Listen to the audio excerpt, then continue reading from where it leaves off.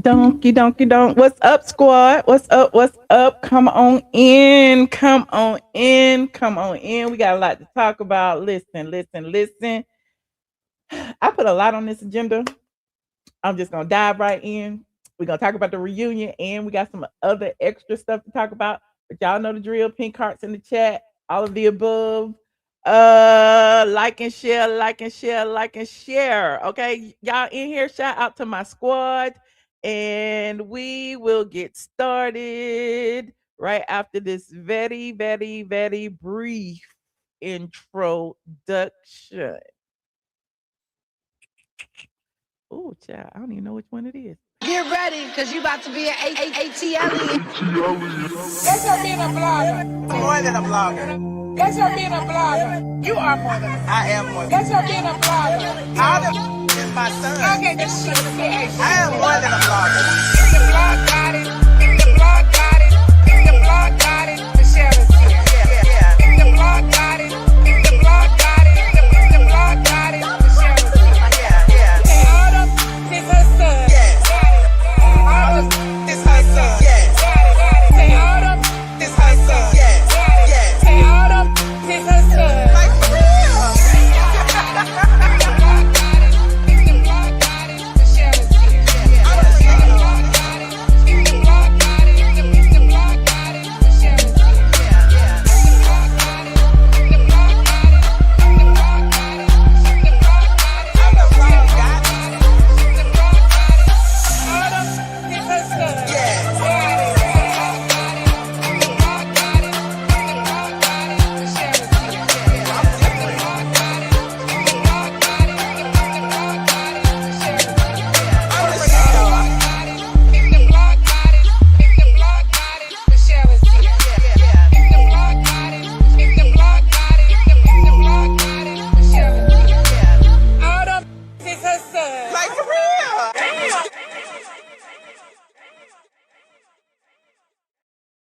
Bitches is her sons. What's up, squad? Pink hearts in the chat for Mama Brown. Aliens in the chat for me. Okay, welcome, welcome, welcome to another ATLien live. We are in the building. Lord, it's been a minute. Listen, I've been cursed out on all over the internet talking about Porsha and Simon in the mansion and what Simon had said. And Simon had texted me and Simon said this and then Simon went on his social media and TMZ reported and At the end of the day, it's all about me delivering the tea to you. So I'm like, what is y'all complaining about? I'm delivering the tea, okay? Either sip or spit, okay? Move on. Don't get mad. Don't get in your feelings.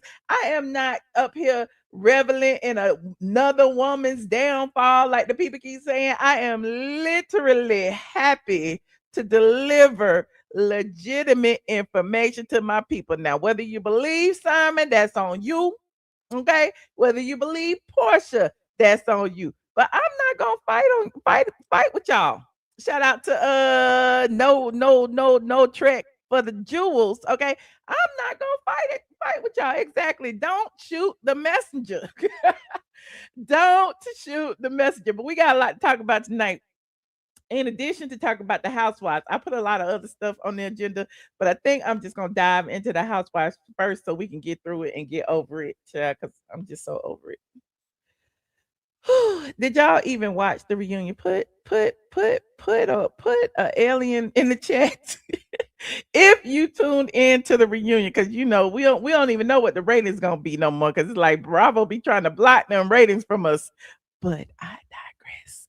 Okay, you said Simon says, okay, you said you thought it was good. Okay, well, listen, okay, we're gonna do it. What is it? It's part 1 of the Real Housewives of Atlanta season 17 reunion. It is going to be 3 parts. We are just in part 1. Okay.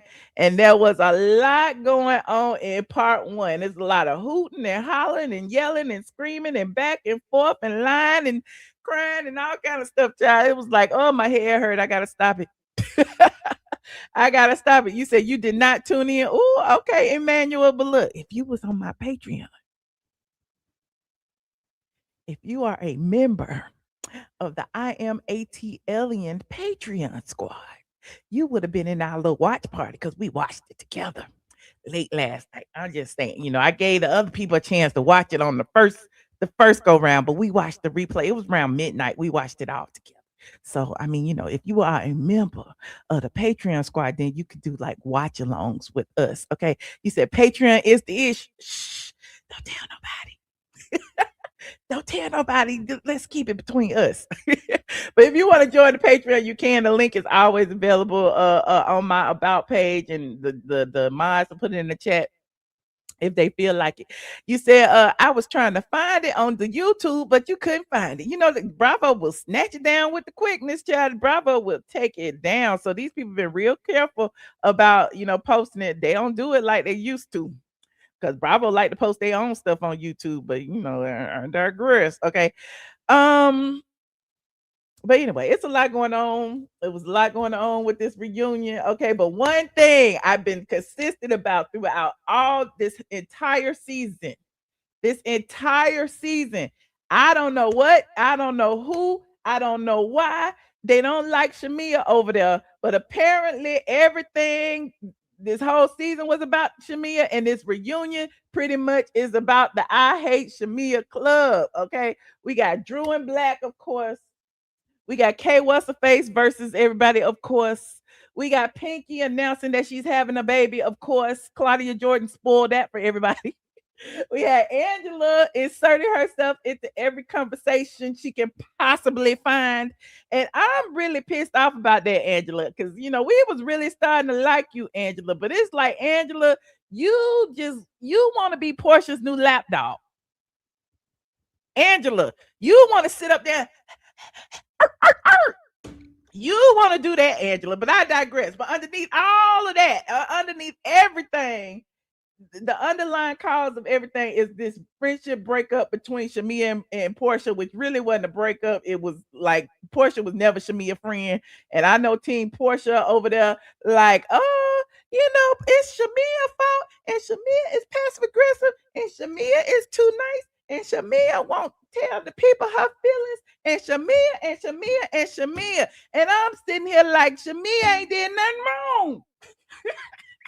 Shamea has done nothing wrong. Okay. I mean, if you want to sit there and say Shamea twerk too much, okay. If you want to say Shamea is corny, okay. If you want to say Shamea's husband won't come on camera, okay. But other than that, Shamea has not did anything. You said, Michelle, you ride hard for crying Shamea. What's wrong with riding for Shamea? But one thing I don't do, Porsha's pearls or whatever it is y'all call yourselves. One thing I don't do, okay, and listen, it's curse people out. I don't do that. I don't come up on nobody's page and call them ugly and all kind of stuff that y'all be saying about me. I don't be doing that to y'all, but y'all be getting so mad. Y'all want to insult me. You want to insult my appearance. You want to talk about I want to go with Simon. You want to say all them things, and I'm just like, is this team? Did Team Twirl all of a sudden jump over here to Porsha side? Because Team Twirl used to be mean. Okay, Team Twirl, listen, nobody can beat Team Twirl when it comes to this housewife stuff. But it appears that since Kenya got fired, Team Twirl ain't got shit else to do. So they was like, we might well defend Porsha. We might as well defend Porsha. You said Shamea was a friend to Porsha longer than she was a friend to her. Okay, DL. You said you are Team Porsha and Team NeNe. Okay. Thank you, Sylvia. I appreciate it. Listen. One thing, like I was telling you, that was clear throughout this entire season is that Shamea stepped on some toes. Shamea then burned some bridges. Somebody at production don't like Shamea. I don't know what it is. Andy don't like that Shamea got a strong black man by her side. I don't know what it is. But before the ladies even hit the couch for part one of the reunion, Andy basically told us before anybody sat down that this was about Shamea. And you know how he told us that? He went into Porsha's big, lavish dressing room because Porsha made sure to show y'all she got the biggest dressing room.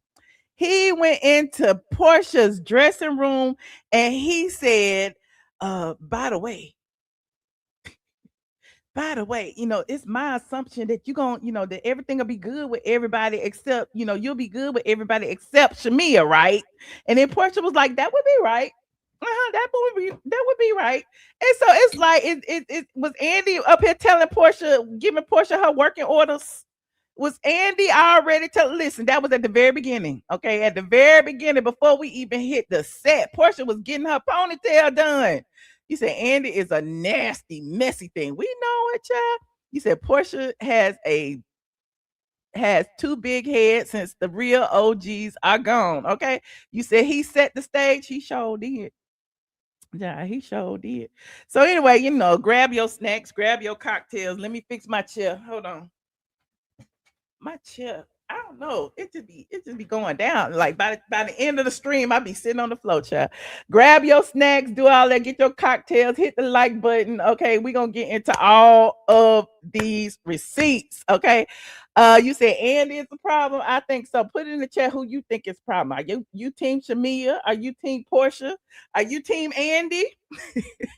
You team NeNe, you didn't even watch it, okay? But anyway, the ladies all arrive in New York. They all get out of their black cars and everything. They all have their glam squads with her.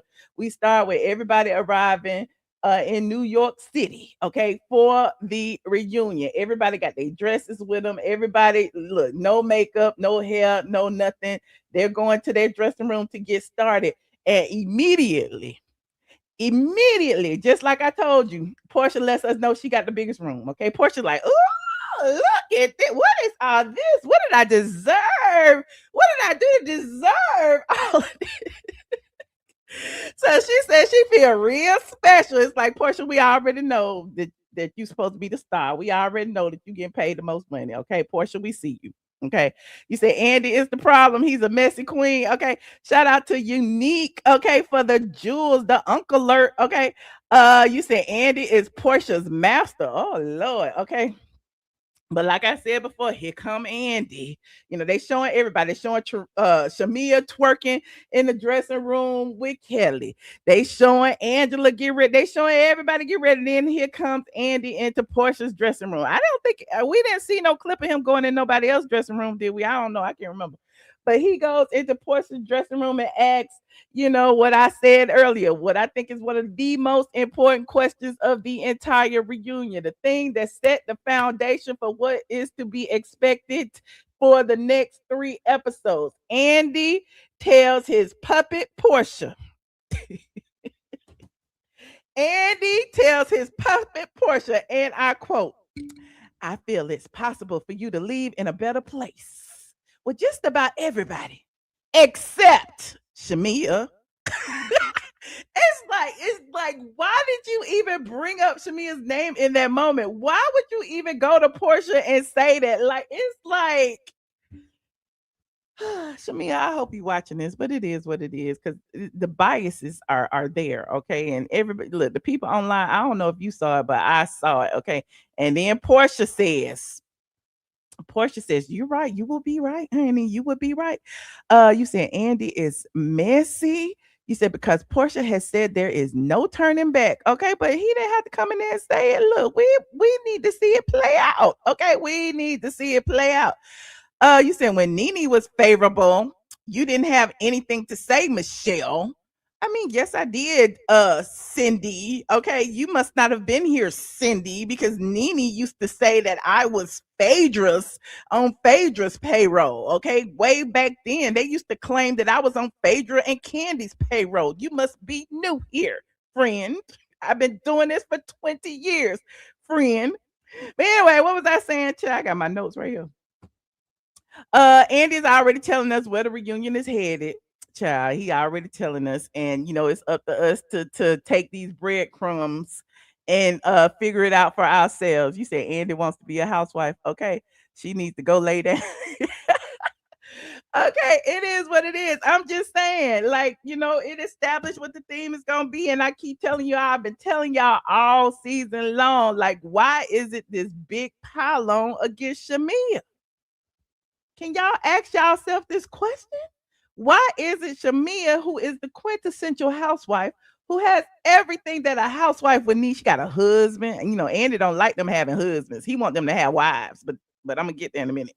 She got a husband, she got children, she got a family that loves her, she got a mama and daddy that's been together for 50 years. Like, I'm just saying, they don't want to see that, especially a black girl who has all of that. It's like that must be an anomaly for Atlanta, honey. We need some people to come on here with single parents that was raised by single parents whose husband left them. Okay, that's what we need to see. But I digress, honey. Let me see what else. Porsha, well, she might make peace with Kelli. I'm not sure. I don't know. She might make peace with Kate Michelle. She might make peace with whoever she's beefing with. She might. But Shamea, we already know that bridge has been burned. She lit a match. There's no going back. Okay.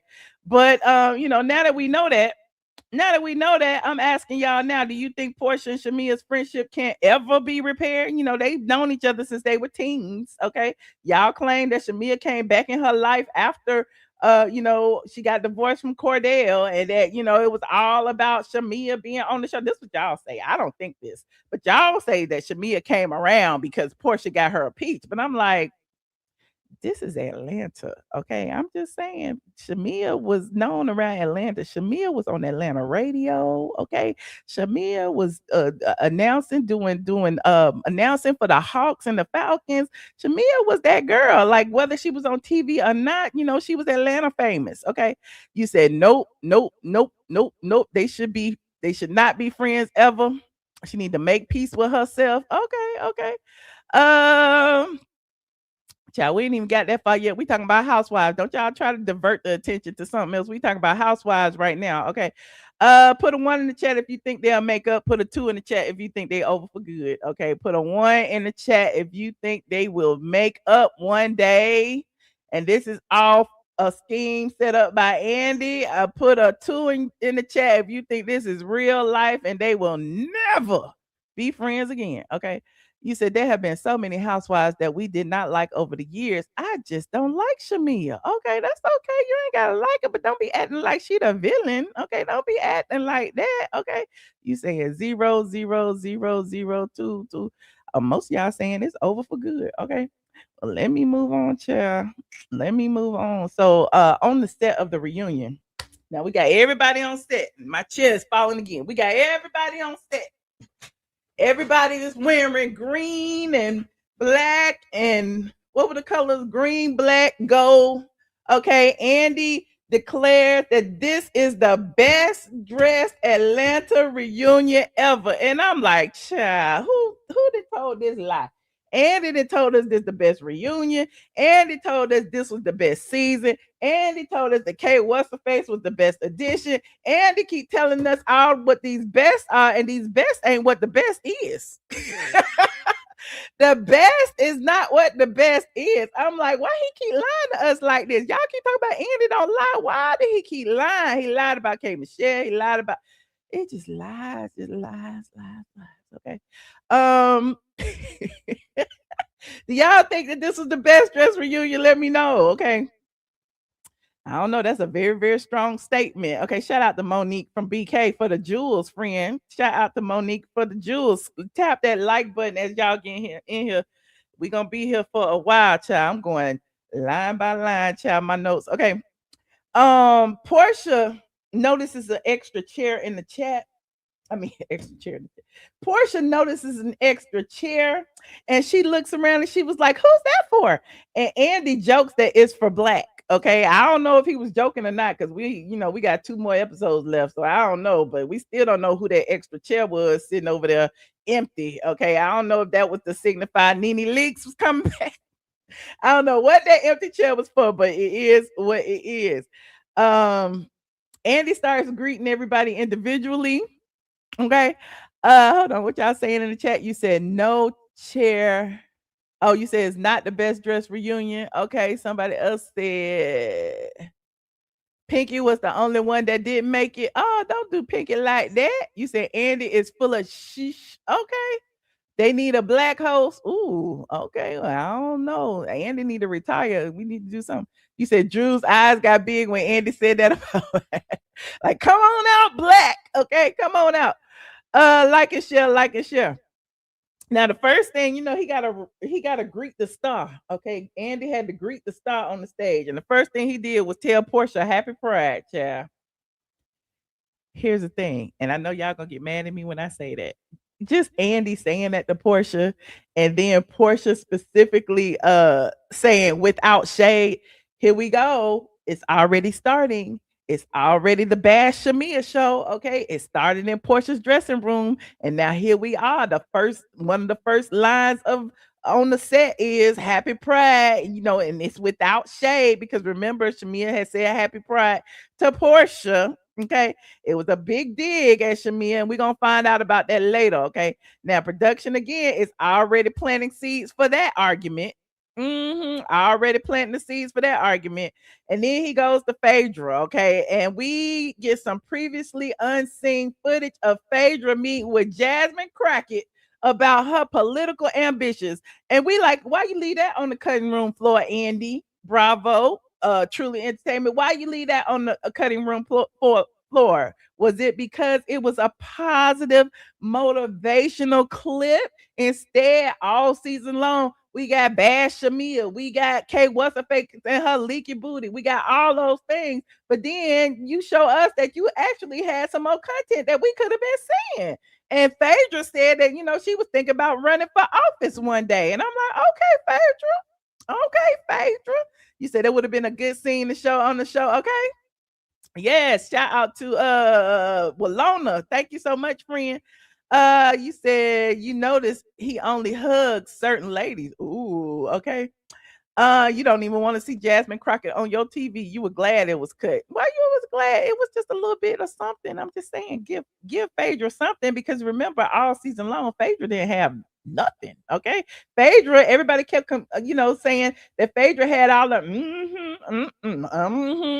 yeah, throwing all the shade, but she didn't have particular any type of story. So now we know she had one, and they just didn't show it. And do y'all actually see Phaedra running for office? Like, what office would Phaedra be running for? Is she running for the mayor of Atlanta? Is she running for Senate? Is she running for city council? Is she running for president? I don't know. I just, I'm trying to figure out where is Phaedra gonna go? What's she gonna do? And Phaedra is a lawyer. Normally, lawyers transition into politics some kind of way. So it would be interesting to see where Phaedra goes and what she runs for because she didn't necessarily say. She just said that she had political ambitions. You said probably mayor. Oh, would you vote for Phaedra for mayor? I don't know if I would vote for Phaedra. You said she going for the Godfather. She running for Godfather. She running for Madam President. Okay, all right, okay. You said if Heavenly can run, why not her? Listen, I didn't say she couldn't. I mean, listen, I feel like Phaedra might be more capable than Heavenly because again, Phaedra has a law degree. At least Phaedra allegedly knows the law, allegedly. So there's that. Not the dog carrier. Where is Apollo? I don't know where Apollo is. But anyway, that was a good storyline that we could have seen that we didn't see. Okay. Now Andy goes to Drew and immediately noticed that something is different. Now we know, and I ain't gonna be doing this the whole show, I promise. But hopefully my chair stopped doing this. I think I locked it that time. I don't think I locked it. But anyway, Andy goes to Drew and he asks Drew. I mean, he looked at her and he was like, Drew, something looks different. Okay. And then Drew was like, yes, I got a little nip tuck. And everybody knows Drew got more than a little nip tuck. She done got her face. She done got some filler. She done got some lips. She done got some Botox. She done got a new makeup artist, honey. She done got a new go naked wig. She done got like some butt implants. I mean, some fat transfer. She done got some lipo. Like she got a whole lot of nip tucks. Okay. And Andy with his messy ass. I think this is the messiest, most intrusive reunion ever. I cannot think of another reunion that was as intrusive as this one because Andy looks at Drew and said, girl, be specific. Be specific. And then, the people jumped in. I think it was Phaedra was like, well, she got some booty. And then, then Drew was like, yes, I got this, that, and the third. And then she throws a shot at K Michelle because everybody was chiming in on her having a BBL. And then she was like, at least it's not leaking, honey. At least it's not leaking. It's like, here we go. Here we go. You said Andy shaded Drew. Okay. Shout out to DL. Shout out to my mods in the chat. You said her face looks swollen.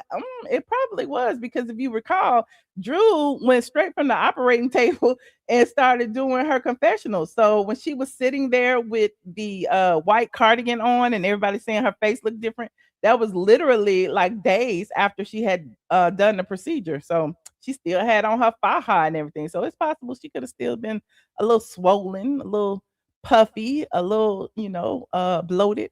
You said notice Phaedra trying to get the ladies on her side so they don't call out her mess. Ooh, is that what she doing? Okay, shout out to the jewels. Throw me some jewels. I appreciate y'all. You said Andy and them goofy non-housewives are clocking in for duty with their new boss, Porsha. Okay. But anyway, Drew said her BBL ain't leaking. So we're gonna bookmark that for later, okay? Because that is something that we need to know. Later we're gonna have a whole conversation about body shaming and K what's the face's medical conditions and blah blah blah blah blah. So remember who made the reunion leaking joke first. Now then Andy goes on and says hey to Shamea. Okay, he going, hey you, hey you, hey you. And then when he gets to Shamea, it's like a little short, whatever. It was like short and sweet. And he jokes with her like maybe he should mime it. And she's like, yeah, of course. And then he moves right along quickly. And I'm like, what that mean? Did I miss something? Did I miss something about Andy miming Shamea? I don't know. I might have missed that too. I missed that joke. But anyway, Andy mentions Angela and Charles being in San Antonio for game 5, yada yada yada. He mentioned Kelli. And he jokingly asked Kelli what she was wearing. She was wearing whoever she was wearing. Then he was like, well, I thought it was Tom Ford. She should have known that he was about to get her. Okay, because he up until that point, he hadn't asked anybody what they were wearing or who they were wearing. So he was about to get you, Kelli, and we already know it. That was shade towards Kelli's infamous Tom Ford t-shirt confessional look. Everybody was like she was too broke to get wardrobe that day, so she just wore a t-shirt. And it is what it is. Okay. You said who was Porsha trying to get on her side? And Kay, what's her face? Then drag Porsha. If anything, Porsha ate them girls up. Oh, okay. Look at Team Porsha showing up in attendance. Okay. He just be embarrassing people. Okay. He should have asked her if she was wearing She by Sheree. Oh, that would have been funny. Okay. Then Andy comes up to Kay what's her face and calls her Pudding. Okay. He was like, hey, Pudding. And she was like, hey. And he basically said, are you ready to talk today? Because we all know Kay Michelle spent the entire course of this season tweeting. Okay. She wasn't talking to nobody. She was saying it was a scheme. She was acting real crazy. She was accusing people of stuff. We didn't know what was happening. Again, some of the stuff may have been left on the cutting room floor. Things just didn't make sense. So Andy asked her, was she ready? And she said she was. Okay, and then we get to Pinky. Oh, God. Andy asks her how she been feeling and all of that. And then she says, it was a great reunion. One thing I know is I don't want to hear the B word no more. Okay, I don't want to hear the B word no more unless it's a baby because I'm pregnant. I'm like, okay. We know, Pinky, we know. Okay, we saw Watch What Happens Live when you had that belt up under your thing. We saw it. Like, I get it. But then colorist Claudia over there had already told the people, and it is what it is. And now Pinky is on her social media saying, shout out to the people who ruined her pregnancy announcement before she could do it. Okay. So everybody was like tagging colorist Claudia and saying it was her fault. But it is what it is. But we already knew it. Okay.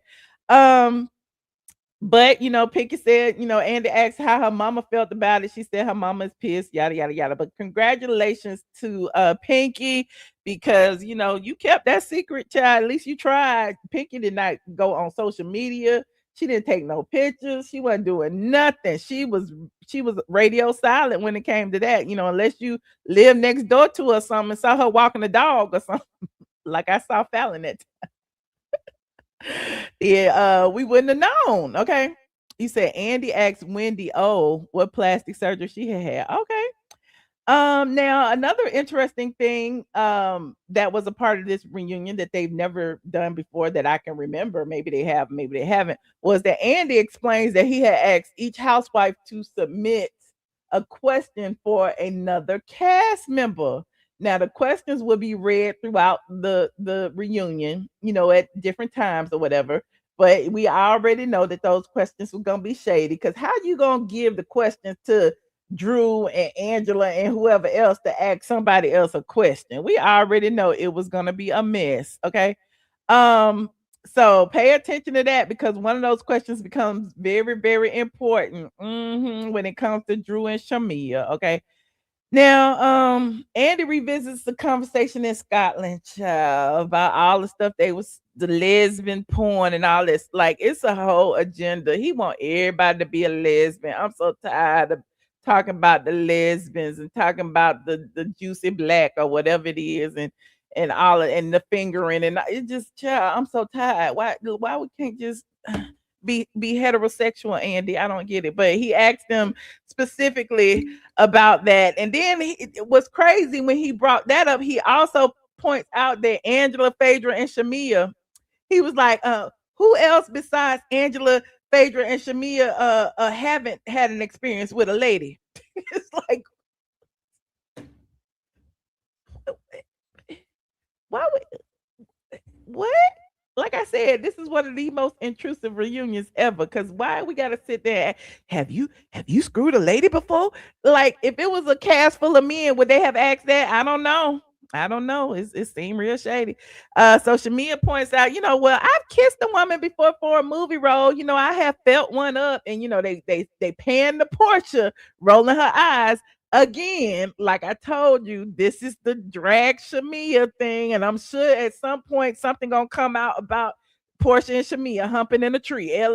Loving. I don't know what I just spelled, but yeah. You said Andy acts like he's attracted to the women. I don't know. I just feel like he want them to be a part of the crew. He want them to be a part of the Rainbow Coalition. He feels like everybody got a little rainbow in them, and he keeps trying to press the issue. That's what it seems like to me. I would have asked Andy if he had a woman. Okay, like what was that about? You said Phaedra, Porsha kept rolling her eyes every time Shamia said she had been with hadn't been with a one woman. Okay. Portia's always rolling her eyes. Okay. But anyway, there's a rumor, that Shamia had been the third with Candy. And then remember that was the rumor that Phaedra had spread when she was like, Shamia, she was real close to Todd and Candy. And when they brought up the drungin back then, y'all remember that. So I guess that's why they was like, oh, okay. So Porsche had and Phaedra had already tried to, spread them rumors back in the day. But anyway, we about to spend a whole lot of time talking about Porsha and Sway. And so I immediately clocked, that was one of the reasons he was asking that. He was like, who besides this, and this have had, an experience with a woman? So it's like, whatever. Then we revisit Drew and her pelvic floor conversation. I don't care about that, Drew. And then Phaedra chime in, talk about fingering the pelvic floor so it won't fall out. And it was like, I don't understand any of that or whatever. And it's like, why you even put it in here? We don't care. Next up is Blak and Drew. The whole Blak portion of the evening. For Phaedra is actually the first housewife that submitted a question, or the first housewife submitted question that was read. And her question was, with all of the controversy surrounding Blak and those big white teeth, does Drew still want to be the love of his life? And I'm like, did Phaedra really write this question? Or is this production writing the question and saying it's from Phaedra? But Phaedra was like, oh, it's for me. Oh, it's for me. And so it puts Drew on the spot. And Drew was like, he's her friend and she likes him and all of that. And everybody was like, well, you said you loved him. And she was like, there's a difference between loving and being in love.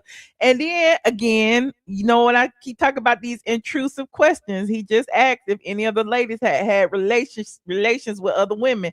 Now he is asking Drew, have y'all consummated y'all relationship? Have y'all consummated y'all's relationship? What kind of question is that to ask a lady? I'm just saying, have they done that before on reunions? Because I'm just like in my feelings right now. Because I'm like, y'all sitting up here letting Andy just run rampant, honey. That's why he got all them lawsuits and stuff, because he asks very inappropriate questions. Okay, but anyway, he asked Drew if she had consummated the relationship with Blak. And so now everybody's interrogating Drew, and Drew has to remind people, she's freshly divorced and she hadn't done anything. And then the people kept asking, and even K what's face, well, you ain't let them poke you yet. And it's like, I'm so tired. Okay, anyway, Drew said no. Drew said no. They was asking, are y'all together? Are y'all friends? What's happening? Drew keeps insisting they just friends. They not in a relationship. Yada yada yada. Now, Kay what's her face enters the Blak conversation. Okay. Shout out to Crystal. Crystal said, so Andy is pushing his gay agenda with Porsha. We gonna get there, child. We gonna get there. So Kay what's her face says that Blak she didn't want to be that's why she didn't want to be associated with Blak, because of all the controversies surrounding him and the shade room expose and everything. And like Drew was saying, she was like, I'm not in a relationship because I want to find somebody that I can have around my kids. I got kids and all this. And then Kay what's face was like, well, he ain't the one. He ain't the one to have around your kids, because he be stealing and he be doing this and he just stole a lot of this stuff from Black women. And hell, he done ran off with everybody's money and now he living in Thailand. It's like, wait a minute. That K what's face spilling all the tea on Blak, all the tea on the man she didn't want to be associated with. How she get all the tea and find out all of that? Okay. And yes, I know we watched the Shade Room investigation. We even watched it over here on this channel and reviewed it. But just the fact that K what's her face, was trying her best to not be associated with him, but knowing all of the tea on him is given that you knew all the tea when you didn't want to be associated with him, which is why she kept saying, well, that's why I didn't want nobody to put my name with him. That's why, because he stole this and he had been accused. And then Drew was like, it's an allegation. Be careful, it's an allegation now. And it's crazy because Drew then flips it on her and says, well, you've been involved in an endorsement with one of the alleged victims or the person that is accusing him of doing this. So it's kind of like this triangle is kind of sketchy, because if you endorse the girl's product and now you claiming that the girl who is claiming that stole the money from her, wait a minute, the girl who is claiming he stole money from her, you worked for her. So clearly there is some type of relationship or some type of scheme that you got going on that you want to deliver all this negative tea. I don't know, who cares, but it is what it is. But yeah. You said what now? You said he probably scammed her too. Well, it is what it is. They start going back and forth. That's when Drew reached behind the couch and pulled out a little prop and said, cut. She gonna rewrite this whole scene. She gonna direct it, honey. It's like, okay, Drew, who told you could bring a prop, Drew? I thought Kenya, with Kenya's megaphone and scepter and all that stuff, I thought Kenya blocked everybody from bringing props. How you get that prop up there? Okay. Anyway. Somebody asked, who was it? I think it was Shamea. Shamea then asked Drew, hey, did you invest in Blak's business? Okay, and Drew seemed genuinely offended because clearly Blak been getting money. Okay, they said he is a PayPal millionaire. He began people to PayPal him money allegedly and running off with their money to Thailand, according to K what's face. And she said that she started talking about how they're Black women and they shouldn't be doing this to each other. Okay, I don't understand why y'all doing this to me. We are all Black women and this is wrong. And then Kelli calls her out and said, well, hold up. Now, how you gonna say we all black women and we shouldn't be doing this, but you went and you copied Michelle Brown's Kenya Moore expose, and you went up to Nana's Chicken and Waffles over there at the Prada on Roswell Road and showed that it was a padlock on the door and that it wasn't open. You copied the bloggers and you went over there and you did that, Drew. Why is it that you had no problem visiting my clothes business, but you don't want nobody to discuss Black's business and your business and everybody else's business? I don't know. Y'all let me know. Was Drew being hypocritical? Y'all let me know. I don't know. I think Drew was just being Drew. And then Drew, because Drew's glam squad was also Kenya Moore's glam squad. They knew exactly what they was doing. They produced that for Drew. And they had her go out there and do my iconic walk to Kenya Moore hair spot and notice that it was closed. The doors are closed and there is a padlock on the door. Okay. It is never open. And so she was doing the same thing with Nana's Chicken and Waffles. Okay. You said Kelli ate her up. Kelli ate up a lot of people. Okay. Kelli held her own with her little ass over there. You said, except for Shamea and Porsha's dress, which was just all right. You said Kelli need to stop. Okay. You said with the messy gays, Carlos. Okay, the messy gays that was standing behind Kenya when she threatened to pow me. Yes, them messy gays. Them. But I digress. Okay. Um, let me see. Is there a legitimate difference between talking about somebody's closed business and maybe suggesting that somebody may have financially invested in a controversial business? I don't know. There's an argument to be had for both because on the one hand, Drew don't want to be accused of being involved in no scheming and scamming, and on the other hand, Kelli don't want nobody to know that her business is closed. So there's that. Now, messy ass Andy also brings up a fan question. Okay.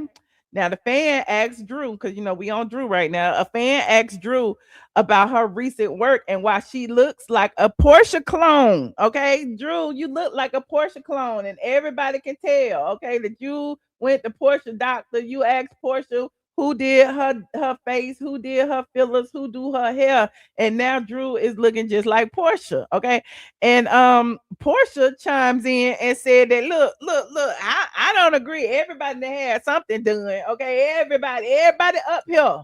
They got their nose done, their ass done, they tit done, everybody got something done. And I was about to agree with her until Pinky over there pregnant said, well, I have it. I have it. Pinky was like, my ass still flat. Pinky was like, I ain't had no Botox. My face still look the same. Okay, I ain't had it. Okay, so they was like, okay, well, not me, not me, not me. Okay, even Andy didn't say nothing. Andy know he done had a little nip tuck too. Okay, you said Drew does not look like Porsha. She did in some of them pictures, honey. He said, please, Porsha, don't ever be Shamea's friends again. Okay, well, Drew looks like a fool with her lying ass. Oh Lord. And so, then they start going back and forth about who did what. Okay. And Drew started, throwing shade again, saying, the body shaming conversation is so tired. And Kelli was like, I haven't had nothing done to my body except for my boobs. And Drew was like, you need to have them undone, honey. And it was just crazy, because yeah, who cares? Then Kay, what's the face brings up, well, Drew, you talk about body shaming and you talk about Kelli body shaming you and all it is because Kelli had pulled up pictures of Drew's before and after pictures that had came across her timeline on the Instagram, right? And I guess she had posted them. And so Drew started calling her out about that, like, why you post them pictures? And she was like, the work looked good. I was just commending the work looked amazing. You've done several rounds of BBL surgery. So I was just commending the doctor or whatever. She was throwing shade. And so then they started talking about body shaming. Drew was like, well, you shouldn't have did it because that's body shaming. You showed me naked. You should be naked online. Why don't you do it? And then everybody said, well, Kelly's always naked. And even Phaedra was like, oh, hell, I just bought her a bra because I'm tired of seeing her nipples, child. And earlier in the episode, Kelli and Shamea was twerking and Kelli had said her whole vagina was out on the first dress, so she had to pick another one. So everybody was like, Kelli is always naked. We don't want to see you, Kelli. Put on some clothes. Now, when they started talking about body shaming, when Drew, was trying to get sympathy, then K Michelle brings up, well, wait a minute, Drew, didn't you just make a joke about my leaky booty? Drew, did you just say I had a leaky booty? Now that's the problem. You can't be demanding sensitivity for your body when you using somebody else's surgical complications as a punchline. Okay, so how you gonna do that, Drew? I don't understand. But I digress. Okay, you said that's not classy. It's not classy. Okay. Now then, Angela is ready. Angela been sitting on ready this whole time. She been interjecting herself in things that don't nobody like. Why is you even talking, Angela? But she keep talking. And so Andy asked Angela about Shamea's BBL because he was like, Angela, you repeatedly have mentioned Shamea's BBL, so the people want to know, are you jealous? And Angela said, it's a long list of people to get to before she become jealous of Shamea, child. But it is what it is. Then I told you about the before and after pictures. It is what all of that happened. Now, Pinky ain't said nothing this entire episode. Pinky has barely said nothing besides, a B for baby, I'm pregnant. That's really all Pinky been saying. Sitting over there on the edge of the couch, whatever she doing, feeling her stomach or whatever. Finally, Andy directs a question to Pinky and asks Pinky this real dumb question. Pinky, what was your favorite moment of the season? I feel like that's a test question because like we can't even remember much of Pinky from the season. I don't know what Pinky was doing this season. But we do remember Pinky and the argument with Angela, okay, when they was in Texas. And apparently that's Pinky's favorite as well because she said, the argument with Angela was her favorite, okay? And she said that she won the argument, but everybody else said she didn't win, but she did have heart because instead of leaving, which she started to do, she had sat back down and she took them reads from Angela, them chat GPT reads of Angela's when Angela was talking about your teeth commingling or whatever. But the crazy thing is Pinky showed her teeth and her teeth ain't crooked. So again, Angela just be throwing out reads. Angela probably just have a list of reads, right? She got a list of them ready to throw them out there, which they don't land if the teeth ain't crooked. So how you gonna talk about somebody's crooked teeth and her teeth ain't crooked? But I'm digressing. But even though she lost the argument, Porsha, Queen Porsha sitting over there giving her props. Like, you had heart, girl. You had heart. We appreciate. Look, that's all you stood there. You took it. So Porsha gave her props. So I guess she was happy for the queen to acknowledge her. You said she meant her teeth are very close together. Oh, how we know that's what she meant? How we know? Okay, Angela's teeth kind of close together too, aren't they? Aren't teeth supposed to be close together? I'm confused. They're not supposed to be overlapping, but shouldn't they be together? They shouldn't have no space between them. I'm just saying. Y'all tell me, am I wrong? You said, when has Porsha ever participated in a read off? I don't remember one. She got an A for effort. I think Angela just be practicing in the mirror, but there's that. You said it landed. Ooh, now Angela is a crook. Here we go. Now, one of the biggest packages, media packages, what they do is they compile a package of different clips from different scenes and they direct that towards an individual. So Porsha's package was her dating life, her dating history, her relationship history, and it starts with Cordell. It starts with Cordell. We get into one of the biggest clips of the night. Like, production gave us a montage of Porsha's RHOA history, and whoever edited it deserves somewhat of a raise because that Mama Diane quote, he was the wrong damn one. He was just the wrong damn one. Whatever it was she kept saying. That was getting on my nerves. But they kept playing it over and over. And it's crazy because they kept playing that sound bite after every relationship ended. After the Cordell relationship ended. After the whoever relationship ended. After the Dennis relationship ended. After the Simon relationship ended. And now here we are with with Sway. Okay. Then we get to present day Porsha. And Porsha said she didn't, got out the highway, made a right at the intersection of gay. She is gay now. She ain't denying it. It is what it is. Y'all can forget about that damn sermon. She said, well, she wanted to pray the gay away or whatever it is. We need to help the gays and the lesbians. We need to pray for them. Y'all remember that sermon? Well, apparently Porsha said, forget about it.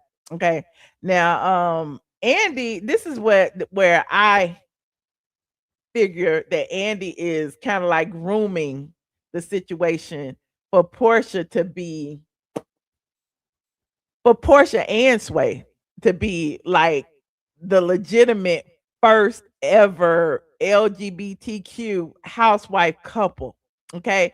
Remember, people have been calling for a transgender couple, whatever. People have been calling for a gay male couple. And now we got a lesbian couple. Now, I don't know if Porsche and them gonna walk down the aisle or not, but it's crazy because when Porsha was asked how her mother felt about it, she said, "Oh, she's very happy. She's happy that I'm happy. She even said she'd be happy if I decide to get married again to her." And I'm like, "Oh, okay."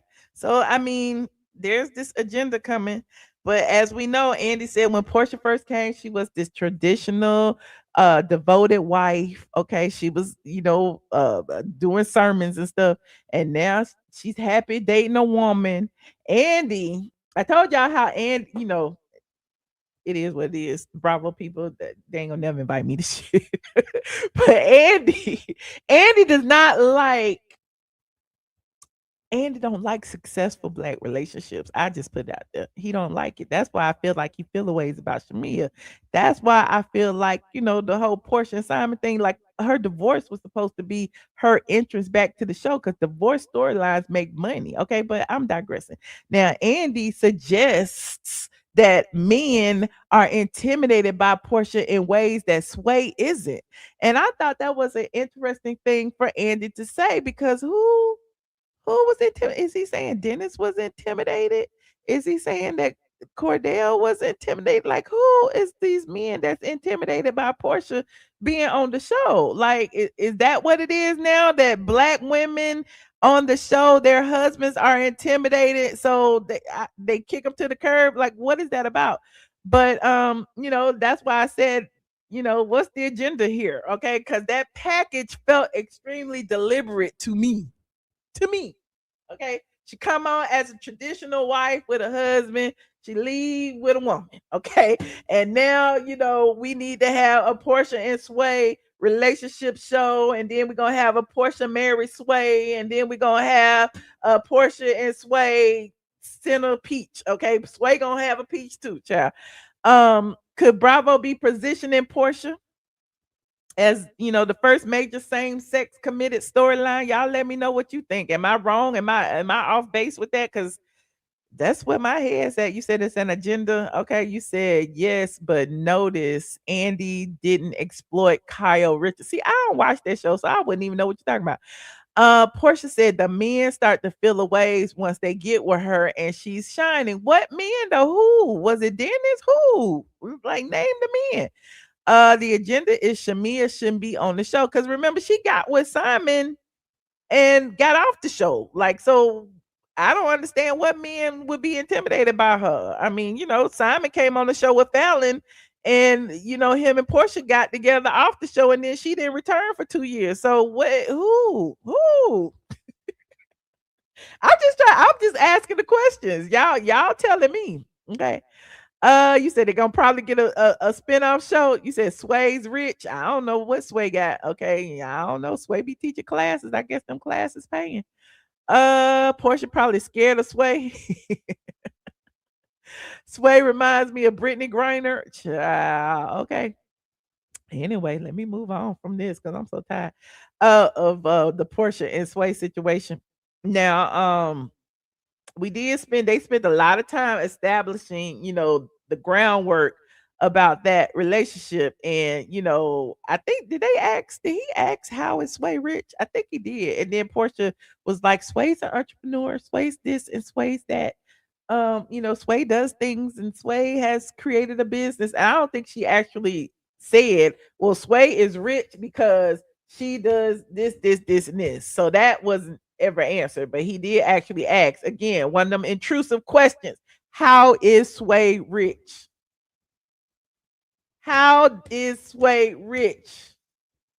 Why would Andy ask? Anyway, I'm digressing. He also asked, does Dennis and Sway get along? And then instead of saying yes or no, Porsha says that Dennis be using social media to disrespect her relationship. And I'm like, oh, okay. I guess that means no. They don't get along. Okay.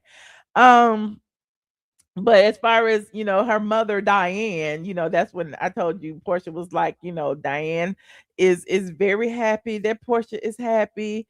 And she even said that if she ever decide to get married, she'll be there. And that's what gave me too. Is Bravo definitely planning a little marriage special or something? Because it's too much. And then this made me pissed off too. And I probably been talking a little too long because when Andy asked Shamea about Porsha and Sway, oh gosh, that was the moment one of the moments that I was telling you about. Because why you ask Shamea out of all the people there? Why you ask Shamea how Shamea felt about Portia's relationship? Because I mean, if I was Shamea, I'm like, I don't give a damn about that girl. I don't give a damn about what Porsha do with her for JJ, okay? But Shamea was very nice and very pleasant. She was like, I'm just so happy that she's happy. I have nothing against her relationship. And they were trying to get Shamea to talk about the Happy Pride, shade, which started the episode. You see how things kind of turn full circle? It's crazy because at this point, anything that Shamea said was gonna be interpreted through the lens of she hates Porsha or their friendship is broken up. So he was giving Shamea the floor to say whatever, but Shamea was, on eggshells because she already knew. She also said that she was loving that Porsha was loving her truth. And she said that is why she wished Porsha, a happy pride because, she was dating a woman exclusively. And Porsha immediately said, you were being shady. You were being shady. And, Shamea was like, how was I being shady when you were dating a woman? And she was saying, yeah, they would start going back and forth. And that was getting on my nerves. So let me know in the comments, do you think Shamea was actually being shady or was Porsha the one being shady when she responded back to Shamea on social media and said happy pride to Shamea? Okay. Y'all let me know. Now, what else we got? Let me see what Lucy said.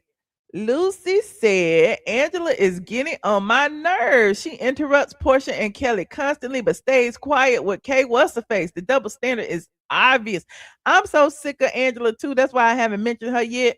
Okay, because Angela keeps chiming in, and when we're gonna get to it in a second, child. Let me see what else I got. La, la, la. I don't care about Drew's music. I don't care about that. I had noted about it. Okay, they talk about Drew's music, then they go into Ralph and Drew's divorce and custody. Okay. And as you know, with Drew and Ralph, we talked about it several times on this channel. Ralph kind of won because Drew was lying in court documents about, what her income was, and she lied about what Ralph's income was. And apparently the judge had found out and kind of admonished Drew about lying in court documents. And then Ralph ended up with primary custody of the children, and he ended up with the house. And Drew was ordered to leave the house originally. She petitioned to stay in the house because she said she didn't have nowhere to go. And then the judge finally said she could stay in the house, and Ralph had to give her $145,000. Now, I don't think he's done that yet. I think Drew is probably back in the house, but I don't know if Drew stay in the basement now because now it's Ralph's house. We don't know what's going on over there in that house. But it's crazy because when Andy brings it up, he also brings up, he was like, is he had read that Ralph was receiving child support. Again, it is what it is. It's his job. He's being intrusive. He asked Drew, was she paying child support? And Drew said it's a gag order and she can't speak on it. Now Kelli jumped in and said, well, maybe Phaedra can talk. maybe Phaedra can talk about it. Maybe Phaedra can do it. And so Phaedra says typically the primary custodial parent receives support. And now the crazy thing is Porsha then chimes in and compares it to her own situation and says, just like me, I'm the primary parent, 265, ha ha ha ha, joking about her 265 days of the year comment that she made back in the day. Now, I want to be careful here because I have some court documents that I need to review that I haven't necessarily reviewed all of them yet. But there's some reports about how Porsha and Dennis handle Pilar's expenses and whether traditional child support is involved. And apparently, according to their arrangement that they went to court about, Dennis had to get an attorney and all of that. Dennis does not pay Porsha child support, allegedly. The only thing that he pays is tuition for Pilar. Allegedly. Now, the crazy thing is about that is Andy then asked Porsha, and I'm just giving you extra tea, but in the reunion, Andy asked Porsha about Ralph publicly thanking Dennis for referring him to his attorney. Now, the crazy thing is Porsha says Ralph can kiss his ass because she feels like Ralph was trying to create the impression that Dennis helped him fight Drew because that she was keeping Dennis from Pilar. And it's like, wait a minute. I don't know if you was keeping Dennis from Pilar, but y'all do have child support and custody arrangements that y'all went to court about now. And Dennis did fight about certain things, okay? But there's that. And even on Porsha Family Matters, there's a clip that somebody had tagged me in. Even on Porsha Family Matters, she and Dennis was talking about Pilar and was talking about how he was saying that they needed to establish, religion, school, like they had some things that they needed to agree upon, and they wanted that, ordered in the court documents so they wouldn't have no issues further down the line. So they did actually go to court and then actually go through a parenting arrangement.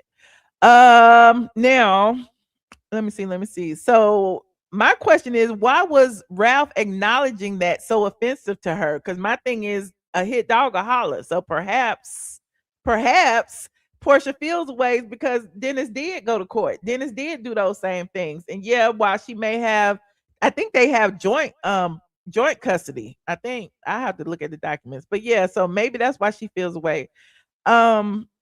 And was Ralph being messy, or was he, genuinely just thanking Dennis for referring him to Dennis's attorney? You said Drew doing all that shade throwing and she don't even have her own kids. That is so sad. That was Dennis' mama idea. Okay. Anyway, moving on. Now, Andy asked Kelli why she always referred to Porsha's house as Simon House. Then we go through the entire thing about Kelli saying that Porsha is paying Simon's bills. Kelli was correct. Porsha been paying the mortgage. Porsha's been paying all of the things. Porsha's been paying. I don't know if she's been paying the car note. I don't even know if she bought the tags for the car if that's expired. But what I do know is that Kelli was not lying, and that's come out later. Okay. Porsha had responded, if I'm paying all the bills, then it's my house. And that's true. Okay. And to all the people who were mad at me for, calling that to y'all's attention, Porsha just admitted it because at the end of the day, Simon said Porsha inherited debt. Okay. She want the house, she got the house, but she got to pay for the house. So she didn't inherit a house. She inherited $8 million that she got to pay and that she's been paying since he got deported. So, it's Porsha's house. Okay, there you have it. Then what's crazy is they were going back and forth, and here go Angela interjecting. Well, whose name on the deed? Who is paying? And you in Shamea's house, and it's like, Angela, shut up. Angela, why are you jumping into all of this back and forth that has absolutely positively nothing to do with you? I'm so sick of you. You say if she wants that house, she will pay the bills and will. That's what's gonna happen. And if she can't pay the bills, she ain't gonna keep the house. I mean, simple as that. Now we got Angela and Kelli yelling back and forth, yada yada. I don't even know how we got there. Okay, the question wasn't even for Angela, but then Kelli starts talking about Angela started talking about Kelli living in Shamea's house, and then they going back and forth, and Kelli tells Angela to sell her house because her houses was in foreclosure. And then Andy was like, well, that's not her primary house because it was her investment property that was in foreclosure. And it's just all this yelling and screaming, and we got to keep up, keep up, keep up. Now, Angela suddenly yells out, Gary wants his money. I'll get a loan from Gary then because Gary is suing you. So apparently Gary is suing you, and Andy was talking about who the hell is Gary. And yeah, it is what it is. Andy has had enough. He tired. He says cut. Kelli is being sued. I mean, she's being sued by a lot of people, and all of it has to stem from loans that she had taken out to start the second business. Um, yeah, we'll talk about that at a later date. But yeah, Kelli being sued by a lot of people. We've been talking about Kelli being sued, but Kelli should have clapped back. And I don't know, maybe Kelli did clap back and they cut it out because Kelli should have clapped back at Angela and talked about Angela and how she put that loan in her late grandmama's name or whatever and was allegedly getting money from Wachovia. And that's why she lost her insurance license. Because listen, Angela's hands are not clean. Okay. Angela got some lawsuits herself. Okay. Angela, look, it's $100, $200 some $1,000 lawsuit out there because of the loan that they foreclosed on. They suing her for the money now. So I mean, Angela, come on now, you got some lawsuits too. But I'm digressing. Blah, blah, blah, blah, blah. Andy asks if Porsha was banned from Nigeria. I think I'd have covered them everything, Chad. And again, that was shade at Simon, because remember Simon had said that Porsha can't ever come back to Nigeria because he was retracting his sponsorship of her citizenship. Okay. And apparently Porsha said, she not, and then her and Phaedra will go back one day, I guess. I don't know. Andy also, again, here's that agenda again. He's asking everyone if they were surprised by Porsha dating Sway. Now, what's her face said she wasn't surprised, but she thought, Porsha was interested in Mike, and she was there with Mike, and Mike had said he loved her and all of that. So she was just a little bit confused about that. And then, Porsha was like, it was okay, and I had to let him down easy. And he figured out that I was committed to Sway when he saw that I had posted her for her birthday and yada yada yada. So it's just like, child, we know Mike was a paid actor. We really don't care. And then Phaedra gets called out for something that she said in the confessional. You remember when Phaedra was shading, talk about, well, if you got the money, you got the money, Porsha got the pussy for the money. Okay, if you got the pussy for, she got the pussy for the money. If you got the money. And so I guess, since it's Queen Porsha, Andy called it's 11:11, make a wish. Andy called Phaedra to the carpet about it, because this is the Porsha show now, okay? And you got to explain, why was you throwing that shade in your confessional to our queen, okay? So Phaedra tries to explain it by basically saying, nobody want to date a broke man, okay? Listen, Phaedra is an attorney. She know how to flip the script. I don't know why y'all thought that Phaedra wasn't gonna stand on business. Phaedra said she meant what she said. She said what she meant, okay? And no woman wants to date a man who don't have no money, and she was right about that, okay? But what she was insinuating was that Porsha was selling the pussy for the money, okay? But it is what it is. And then Andy brings out that there's something that wasn't said on the show that should have been said on the show, and apparently he made a suggestion that both Porsha and Phaedra had dated Mike. Now I don't know, it just gives fake news, paid actor energy, because even Phaedra was like, and we been, because you could tell when Phaedra not really into the lie. She kind of just like, just to let it go. The same way she did when Porsha, at her house, when Porsha accused her client of dating Kelli or whatever. She's like, yeah, child. So I don't know. I don't know if that's true or not. But anyway, moving on. How far we got to go, child? What's her face? Nosh and Porsha. I'm so sick of it. Now, what's face brings up Nosh, who she was on that Queen's Court show with. Okay. The people are saying they weren't really together. They just they won on the show, but then she ended up being back with the dentist. Okay. Now she is claiming that Porsha was communicating with her ex, Nosh, And that's what changed the dynamic of her friendship. Now, Porsha calls her out about it. She was like, "Kay, what's face? You was a married woman. Why did you worry about who I'm talking about? And why would you care?" But, despite that, that's not true. And she was saying that, just because I'm a married woman, it doesn't negate the fact that this is somebody that I had dealt with in the past, and you dealing with him, and you should have told me that you was dealing with him. And I don't understand why you was telling him that I was coming to the show, and then he coming to me to tell me that you tell. It was just messy, and we don't really care one way or the other. But Porsha calls her out, and then Porsha want. Here's the thing. I think Porsha was deflecting because she don't want that timeline of when she was actually dealing with Nash to be inserted into this situation. Okay. Um, because she also throws out there, you keep saying I was dealing with him, just like you said that Drew was dealing with Blak, and I wasn't dealing with him. Okay. And then they start arguing back and forth, and Porsha asks, which K Michelle am I talking to, and yada yada yada, and Kay what's her face says she need to shut her glory hole, and yeah, it was just a mess. And so the crazy thing about this part, this little segment, the note that I have in here was like Porsha was calling Kay what's her face out for talking negatively about her in interviews, and bringing up Nash and saying that she was sleeping with her ex and all this stuff, and calling Porsha a bimbo and a bitch and all kind of stuff. While she said she didn't care about it, she just said, you were saying it. And then Kay what's her face says it was Nash that was telling you about what I was saying, and he was leading you astray.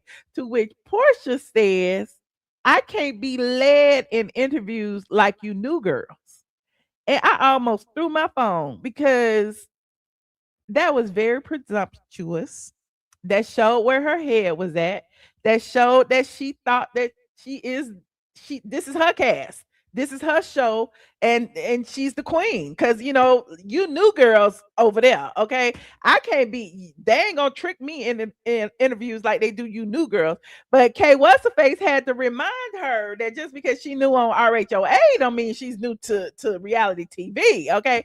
And even though I don't see it for Kay what's the face, like I'm like, yes, Kay what's face been on TV longer than you have, Porsha. So how you gonna say that? Because I'm sure Kay what's the face has gotten PR training as well, and Kay what's face called her out about that. Okay, you said Kay what's face want to keep adding characters to the cast show. Dude, I'm so tired.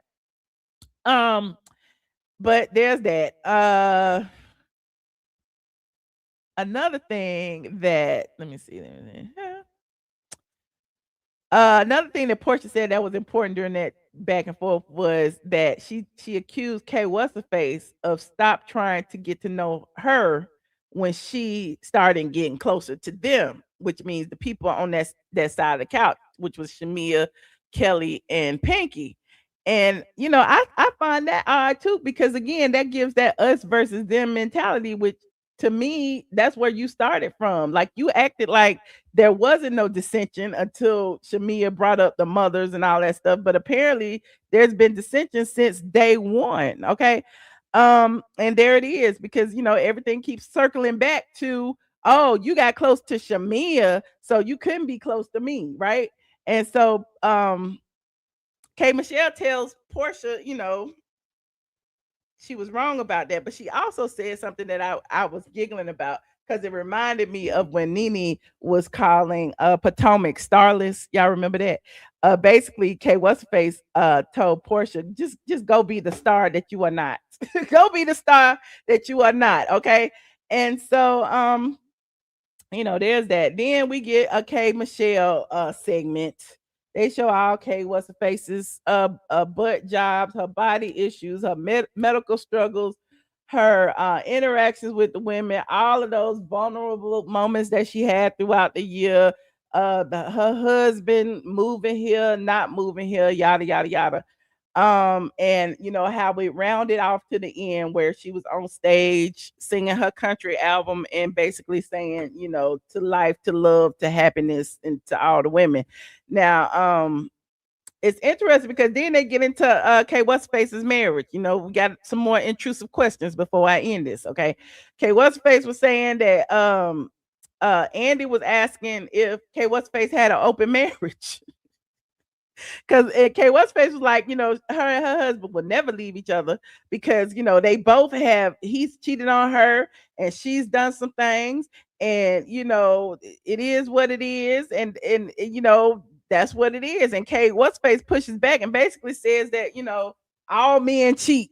And so to me, it's like she's saying because she feels that all men cheat, she gonna allow him to cheat, okay, in peace. um that's just giving me that you don't really care about him, and it is what it is, and he's just there for your peach. But who am I? um she also, this was pretty interesting too, but Kay What's face also explains how people probably don't understand what it's like to have all of these body issues while you're in a relationship. Okay. And which is why she was in her feelings about her coochie smelling because her BBL was leaking, and I'm sure that doesn't smell great, and that's not conducive to having a sexual relationship. Okay. And she said that pretty much her surgeries affected her relationship. That's what she's saying, I guess. I don't know if I believe her. I don't know. It is what it is. I guess I believe her. But that was one of the serious conversations. Now, it's crazy because as Kay Michelle is talking about those things, Shamea takes the opportunity to call Drew out again over the leaking comments, because she was like, and all the serious things that happened with Kay Michelle, that's the point, Drew. You shouldn't have brought up that her BBL was leaking because you see what she was going through. And then Drew made another comment, and here come Angela. Child, I'm just so sick of Angela. Angela, why are you here? Why you can't just let the ladies have their own arguments? Why can't Drew argue with Shamea in peace without you chiming in? I don't understand why Angela was so hot and bothered every time somebody said something when nothing had to do with her. Okay. You said Porsha and Angela own the first part. Okay. Well, I don't know. I'm just tired of Angela. We tired of her. Okay.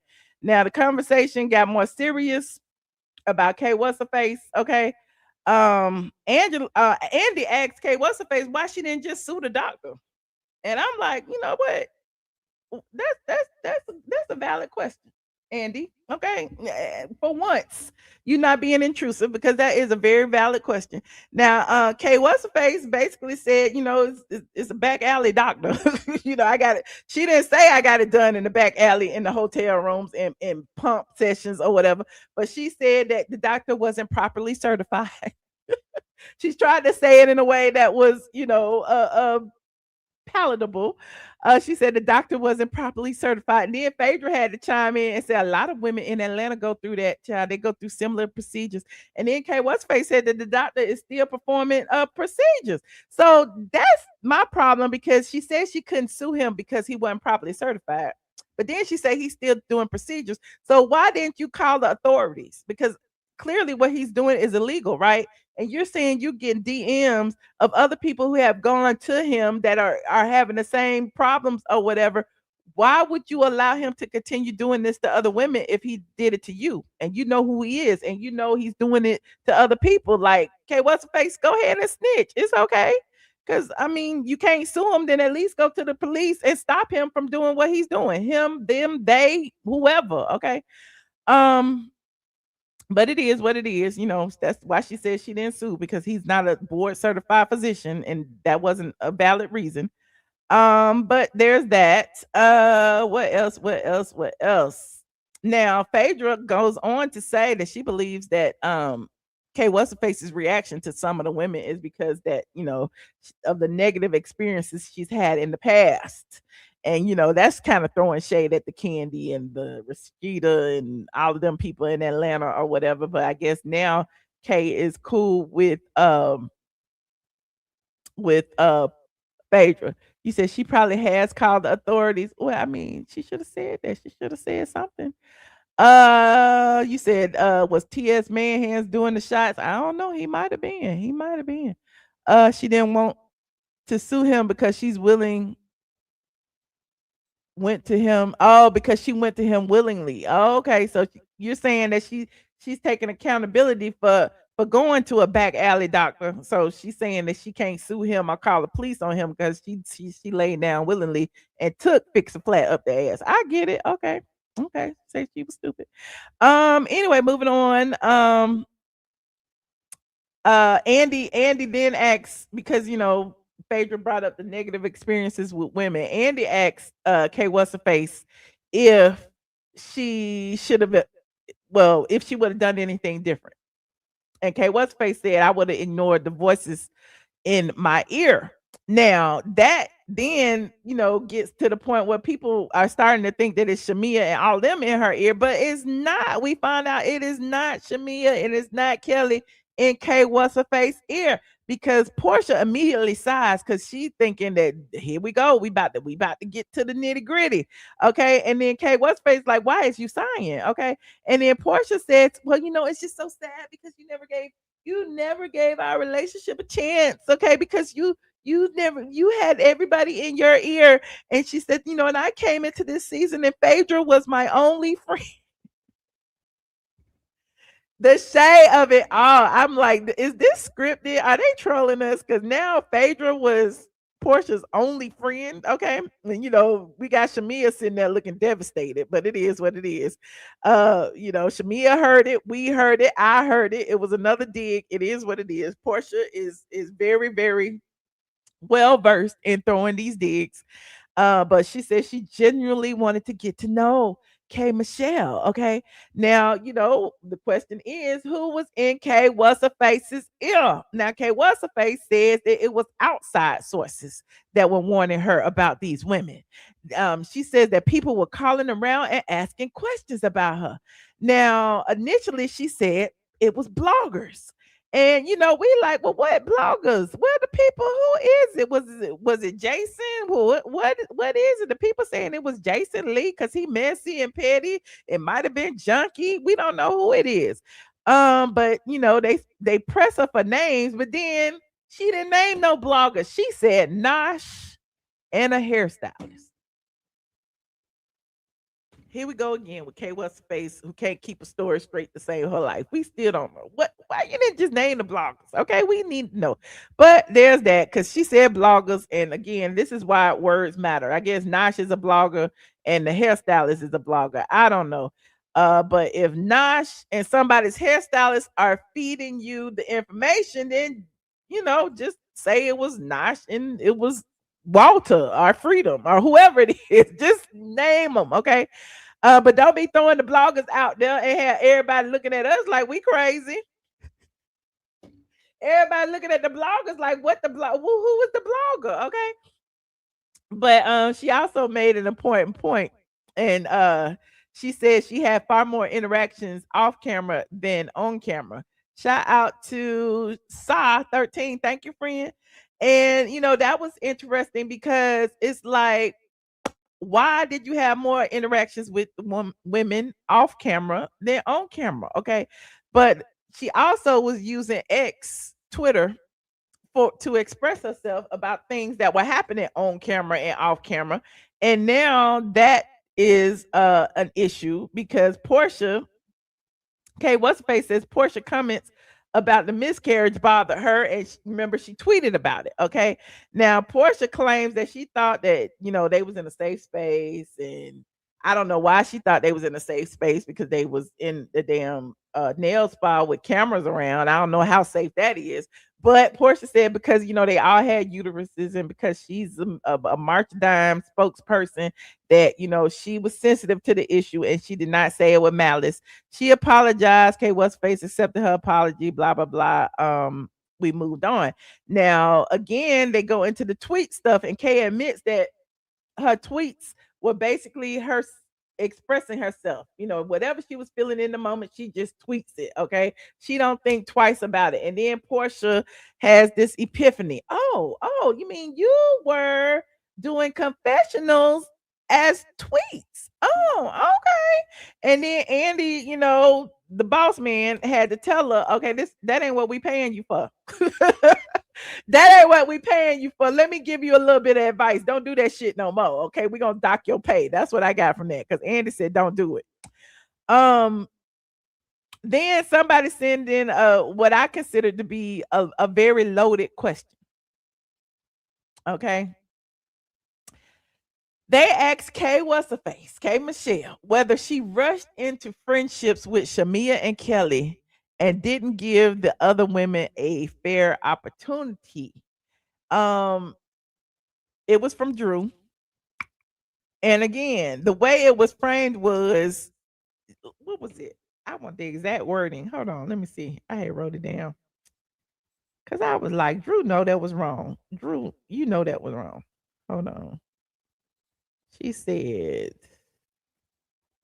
God, it ain't even on my phone. I don't know what she said. She said pretty much like, why did you it didn't give the other people on the cast a fair opportunity or something like that. But that's just assuming that it's Shamea and Kelli influencing K What's her face, and it wasn't. And K What's her face explained that she naturally became closer to Shamea because Shamea, was one of the first cast members to show up for her when she was in the hospital for her surgery. And then Porsha was like, I should have put the pedal to the metal. I came too. I guess she must have came late though. But Porsha said she should have drove faster. Now, Kate What's her face did admit something important. You said it was a messy question. It was. She said that this is what I found important with what Kate Michelle said. She said that she got closer with Shamea because she didn't like her being bullied. And she kind of like twisted her words a little bit because she didn't want to like go all in on it because I feel like her and Shamea didn't fill out before this.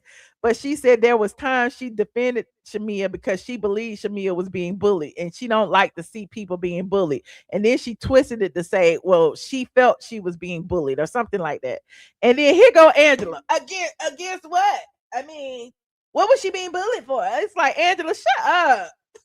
Angela, we trying to figure out what's going on over here. And here go Angela way over there running her big ass mouth. Okay. Nobody rang your bell, Angela. Shut up. But Shamea made an important clarification. Okay, she basically said she never asked K Michelle to defend her. Okay, so all the people saying that it was Shamea and K What's her face ear, no, now that it was not. Even when K What's her face said that she was being told by people that all these women were against her, it was not Kelli, it was not Shamea, it was bloggers that turned out to be Nosh and the hairstylist. Still to this day, we don't know who it is. Kay What's her face also agrees that Shamea never asked her to take up for her, and I feel like that's important to note because apparently throughout this entire season, everybody has felt that it was Shamea behind the scenes, being a puppet master when in all actuality it was Porsha. But I digress. Now, oh wait.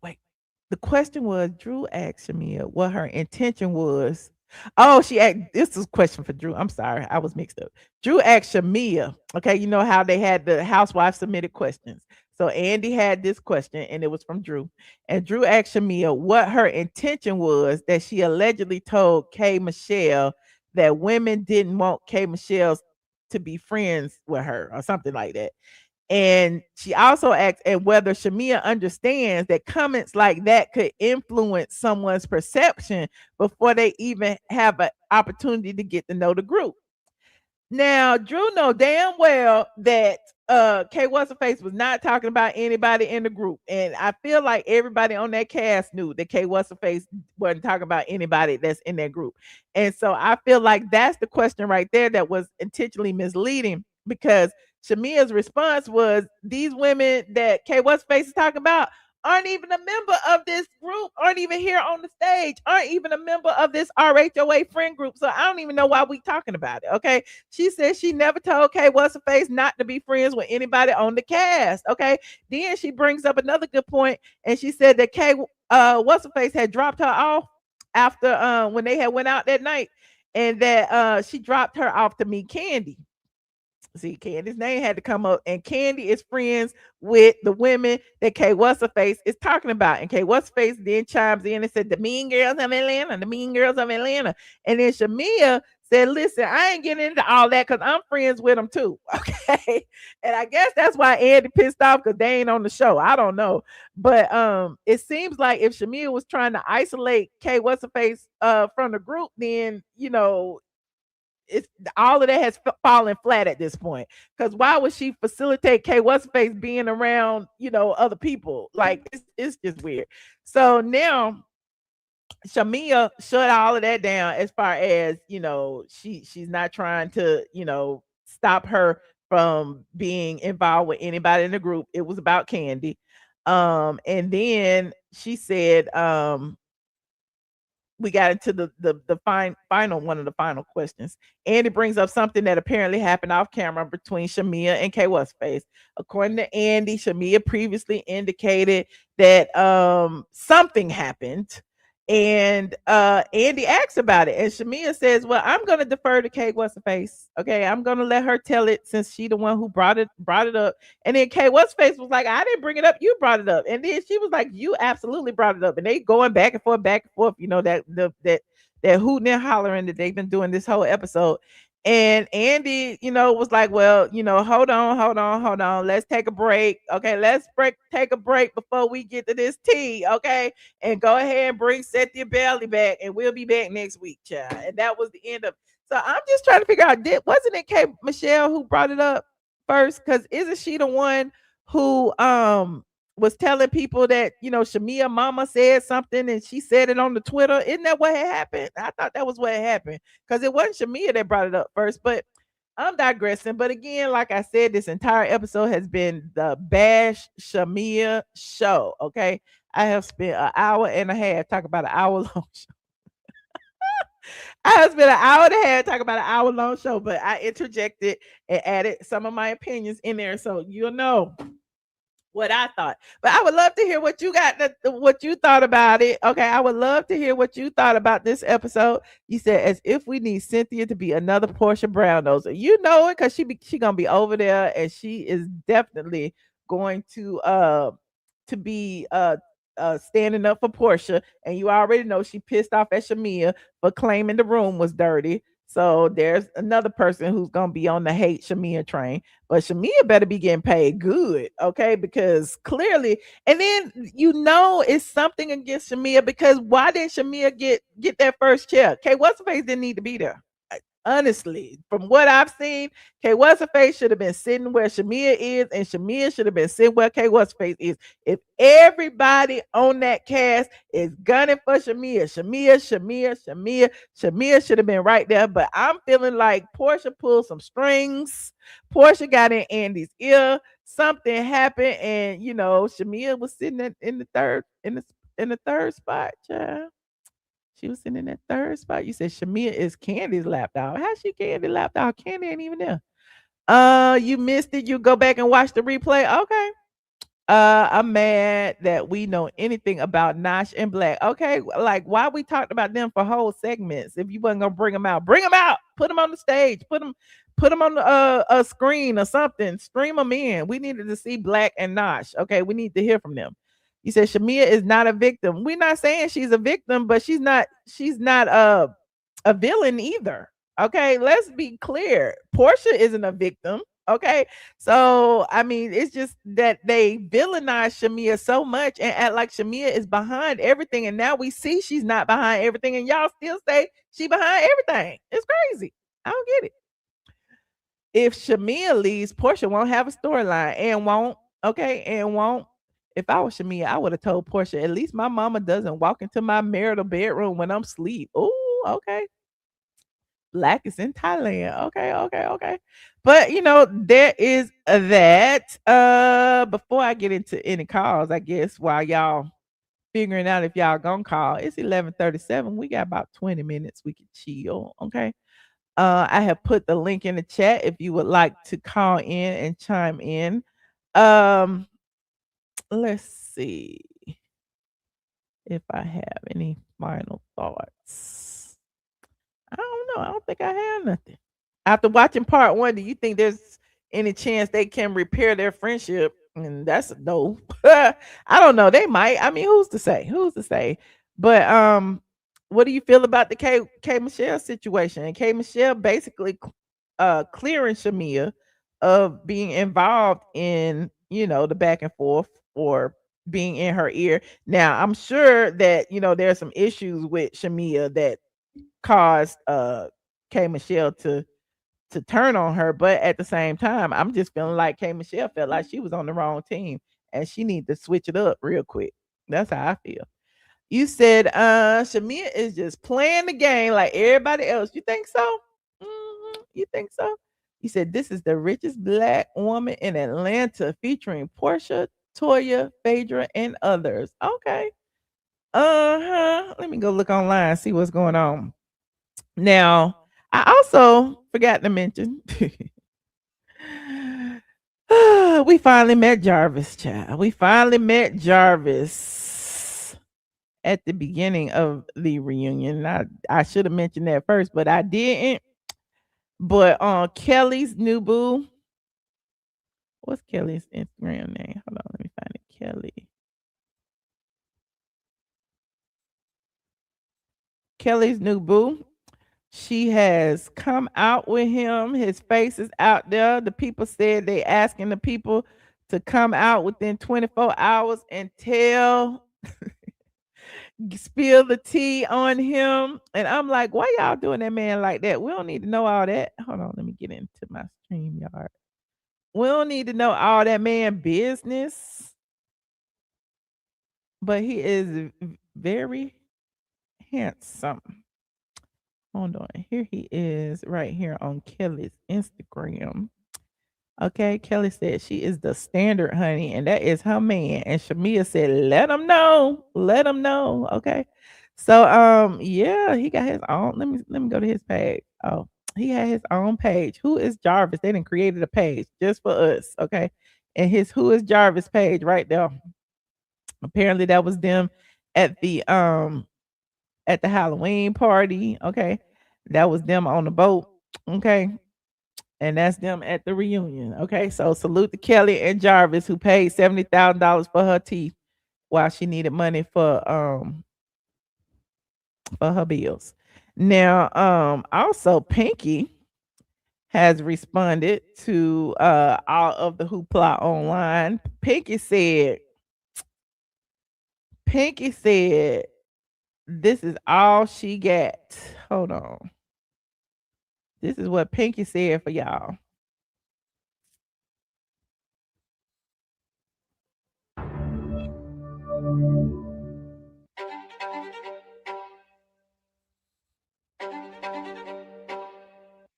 Pinky said this is her Netflix documentary on how everyone announced her pregnancy before she did.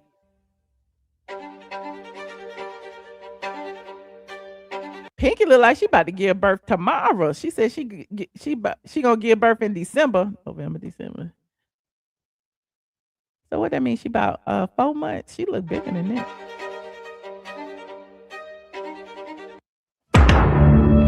Okay, shout out to Pinky. Okay, shout out to Pinky. You said I hope that man buy her a house to live in. Oh, hold on. And then Shamea, I'm going to everybody's Instagram chat, the people I can go to. And Shamea has been giving us little snippets of behind the scenes of her dress. Hold on. This is when she was getting ready. This is when she was getting ready and she was playing Nuck If You Buck. I can't play the music.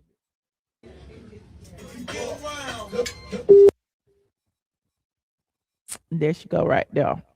Okay. So shout out to Shamea, straight from the A, honey. Nuck If You Buck. She said, who else puts on Crime Mob Nuck If You Buck when it's time to turn up? I'm totally not about that life. Ha ha. We're an hour away from the reunion. So there goes Shamea. Shamea look good, honey. I think Shamea was best dressed. I don't care what y'all say. Shamea's dress was everything. And she showed a snippet on her YouTube channel of when she got the dress. Hold on. Let me go to Shamea's YouTube channel. Hold on. Shamea's YouTube channel is better than the show. She be telling us all the stuff going on in her life. So on her YouTube channel, she shared several short clips of her getting ready for the reunion. Hold on. Let me start at the beginning. Let me start. Oh, she got several of them. Okay, this is the night before the reunion. Hold on. Hey best friends, I just made it back to New York, so I'm about to check into my room. Yay! And I'm in for 901. Let's take a look. As soon as you enter, ooh, the bedroom. So nice. You come on down the hall. Miss me. Going down, this is the bathroom, shower. Oh, a nice bubble bath would be good tonight. Yes, come through, Shamea. Okay, we're in Then the room. Okay. I am here with Chanel doing my dress fitting. Y'all don't mind my just snatch my wig off. Y'all look at this dress. Oh my Look at that dress. Oh my gosh, Chanel. Girl, what you think? Amazing. 10s across the board. Y'all. She's not even snatched all the way in yet. It's insane. And this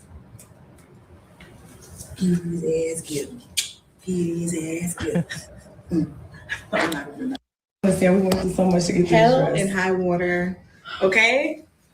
Hell and high water. Yes. Where's the box that it came out of? Let me just show y'all what we had to end up going through. What we end up doing. Because, y'all, shout out to my husband, Gerald, because he ended up door dashing it. Not door dash, bitch. I mean, Delta Dash till I eat a lot.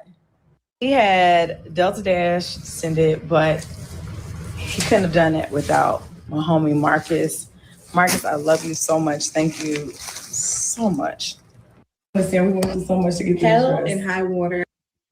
Good morning, best friends. It is reunion day. I am sitting outside of the Chelsea studios waiting to walk in. A very big day in store for me.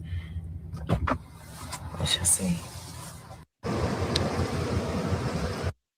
Good morning. Okay, that's not my issue. The mute doing the most. Okay, let me keep going. Man, coming Get together. her hair done. The wig is being laid on. It's not a wig. What is it called, Stitchy? It's a frontal. It's a front. Fire.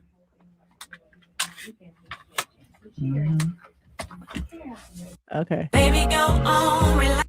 Doing this. Oh, that's the song. Baby, go on, relax. I can't play it. Don't let me turn it on. I'm having all of that. You never had somebody on me. What you need? Shout out to Shamea. Y'all go get that single. Never had. Okay. So she got the time lapse on her glam squad for the reunion. Okay. Come on, Nita with the nails. Yes. Hey, best friends. It is almost time. As you can see, I am getting snatched into my dress. Stitch is not quite done with the hair. We still got to put the bun up at the top. And, as you see, Chris and did this with the makeup. Why y'all mad at me watching Shamea? Because a lot of bitches be fucking with me. And then it's like, I got all the receipts that y'all bitches started fucking with me first. And I'm going to let y'all bitches know that it's like, you can't fuck with me. Because a lot of bitches be fucking with me. And then it's like, I got all the receipts that y'all bitches. She got a booger Hit that receipt. shit, Kelly. Go. Okay, so salute to Shamea. Hold on. Let me see who else I can get. I can't get no more people.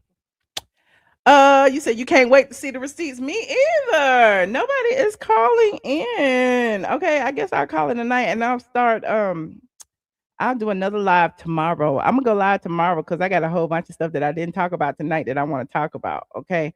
That didn't have anything to do with housewives. So I guess this is the full housewives vlog, and then I'll save the rest of the tea, okay, for the next live. Okay, so like this video, please and thank you. If you're just getting here, watch the replay. Y'all let me know what you think of part 1 of the reunion.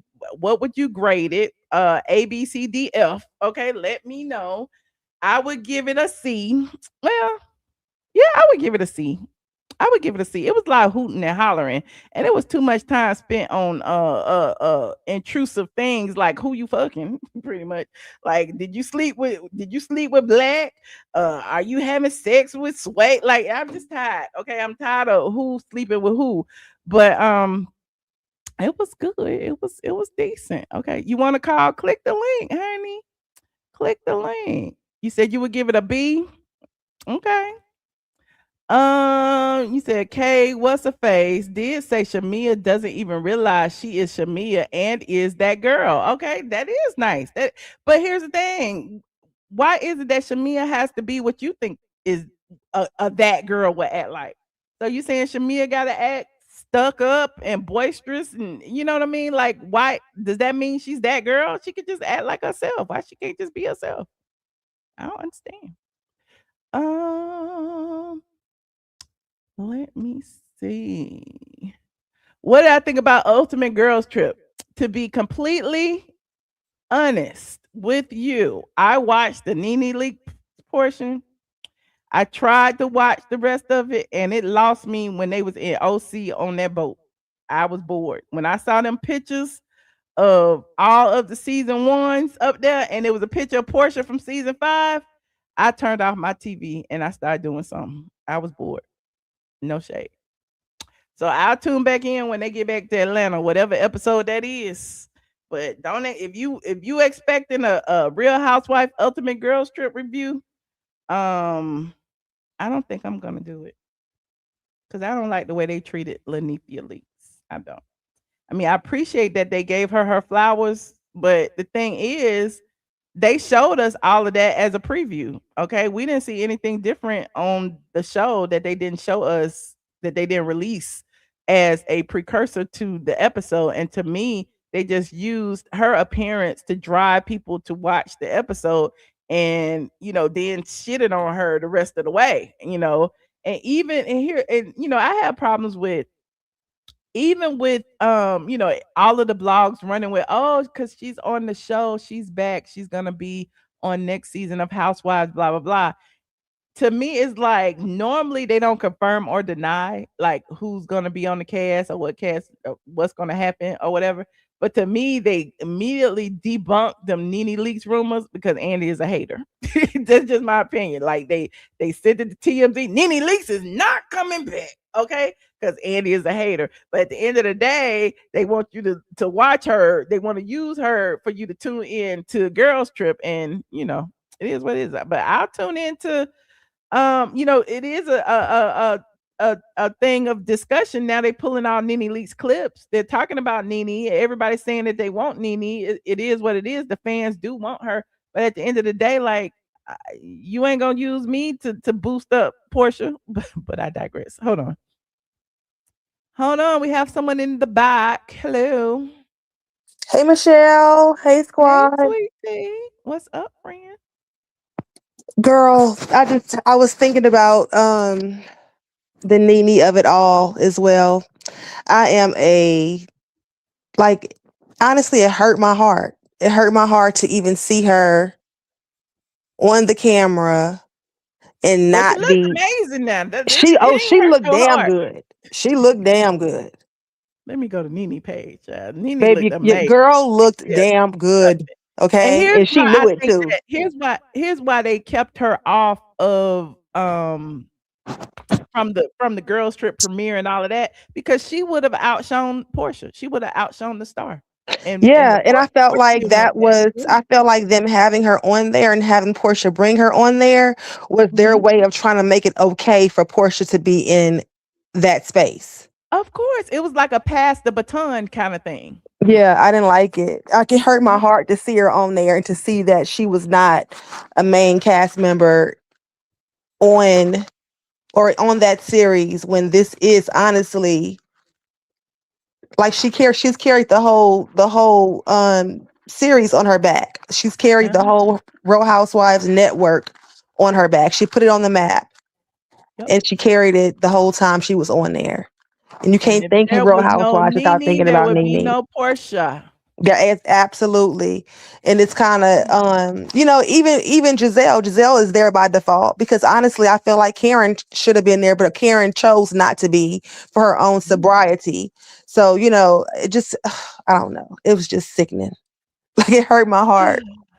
Yeah, because after that scene, like I tried to watch, they went to the airport, they met all the ladies, they were in the OC. Vicky was talking about something. They was gonna have an 80s party or something. I don't know, but it just wasn't to me, Mm-mm. like the group didn't even mesh well to me. And that's just Mm-mm. watching this first episode. I don't know what y'all thought. Again, I I was think half that they got the ones that they have on there are professional housewives.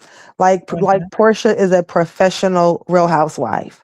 Like oh, just like she said, she can't be led in interviews. Porsha has done her some PR training, uh-huh. and like Porsha controlled that interview with Carlos King, Yeah. where Carlos controlled the interview with Shamea and Carlos King.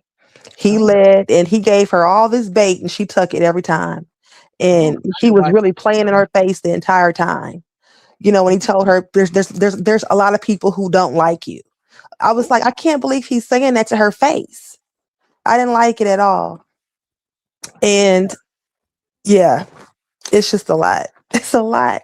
But I just wanted to just say shout out to NeNe Leakes. Like we know who the real ultimate housewife is, and we understand that there would be no real house. There would be no 20th anniversary if there was no first season with NeNe Leakes in Atlanta. So exactly. it is what it is. But that's it. It's late in Atlanta, and it's late where I'm at too. All So right. I'm gonna Well, go. go to sleep, But honey. It is late. I appreciate you chiming all in. right, good night, y'all. All right. Good night, sweetie.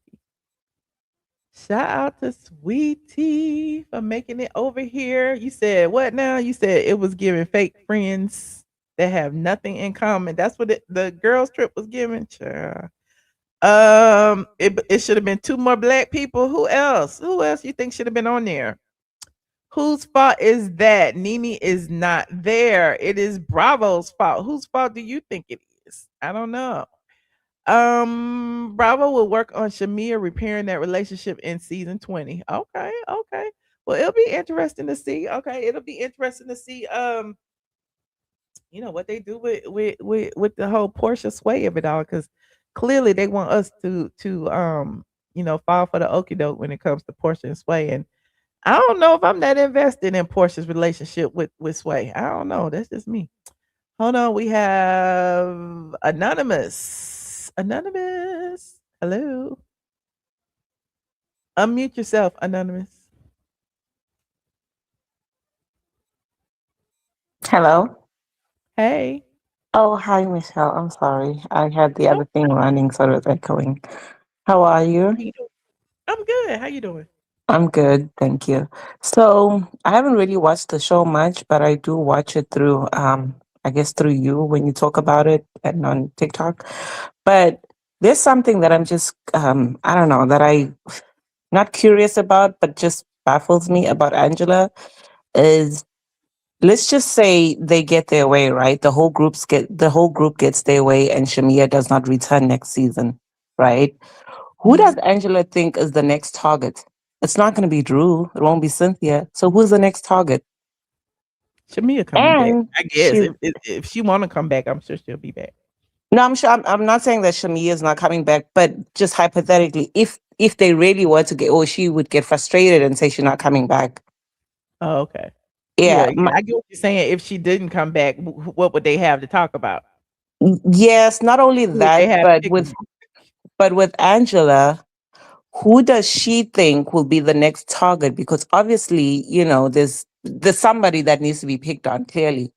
So with Mhm. Shamia gone, does she not realize that she will be the next target, especially because she's given them so much ammunition? I think I might be wrong, but I just feel like the lies, the unnecessary you slept with this. I mean, how old are we? Do we really care who sleeps with who? And not only do we Mhm. really care, but you're a married woman. Shamia's married. Why would you do that? Angela, to Hmm. me, I just feel like, I hate to say this, I feel like she's the dumbest housewife, excuse me, I've seen in a very long time. Yeah, she was promising at first, and she just became a disappointment this season to me. Yes, Yeah. last season she was almost, for me, she was almost that girl that I actually liked, a newbie that I liked, and I Until kind of the felt that. Phaedra thing fell Yes. flat, and then it's Hmm. like she kept trying to, like, make up for that or whatever, and then it's like the Phaedra thing kinda made us look at her in another way, like, "Girl, you was lying, you did all that." So, I don't know. Yeah, all of that, and then this season, the whole George thing, which me, the man George, whatever his name is. Yep, the George thing, Um, the Falcons and the Hawks. yeah, like, oh God, she makes me cringe. I feel so bad for her because I liked her, but now she makes it so hard to like her. But Mhm. I just feel like she's just not the smartest housewife. Hmm. Anyway, I wish they would bring back the OGs and let them, kick around a little bit and knock some sense into her. That would Mhm. make it fun. Anyway, They need one, honey, to bring Porsha down to earth because clearly I don't know, when she said something about, I'm not led like you new girls," I'm like, "Oh, okay." and I don't know, maybe I'm reaching, but Portia to me makes the show not fun. Well, I don't know if it's Portia or it's the girls around her who praise Mhm. her and who almost like kiss her behind. It just makes the Mhm. show so Mhm. we need Nobody to some. hold her accountable. Nobody, like, it's Yeah, not interesting.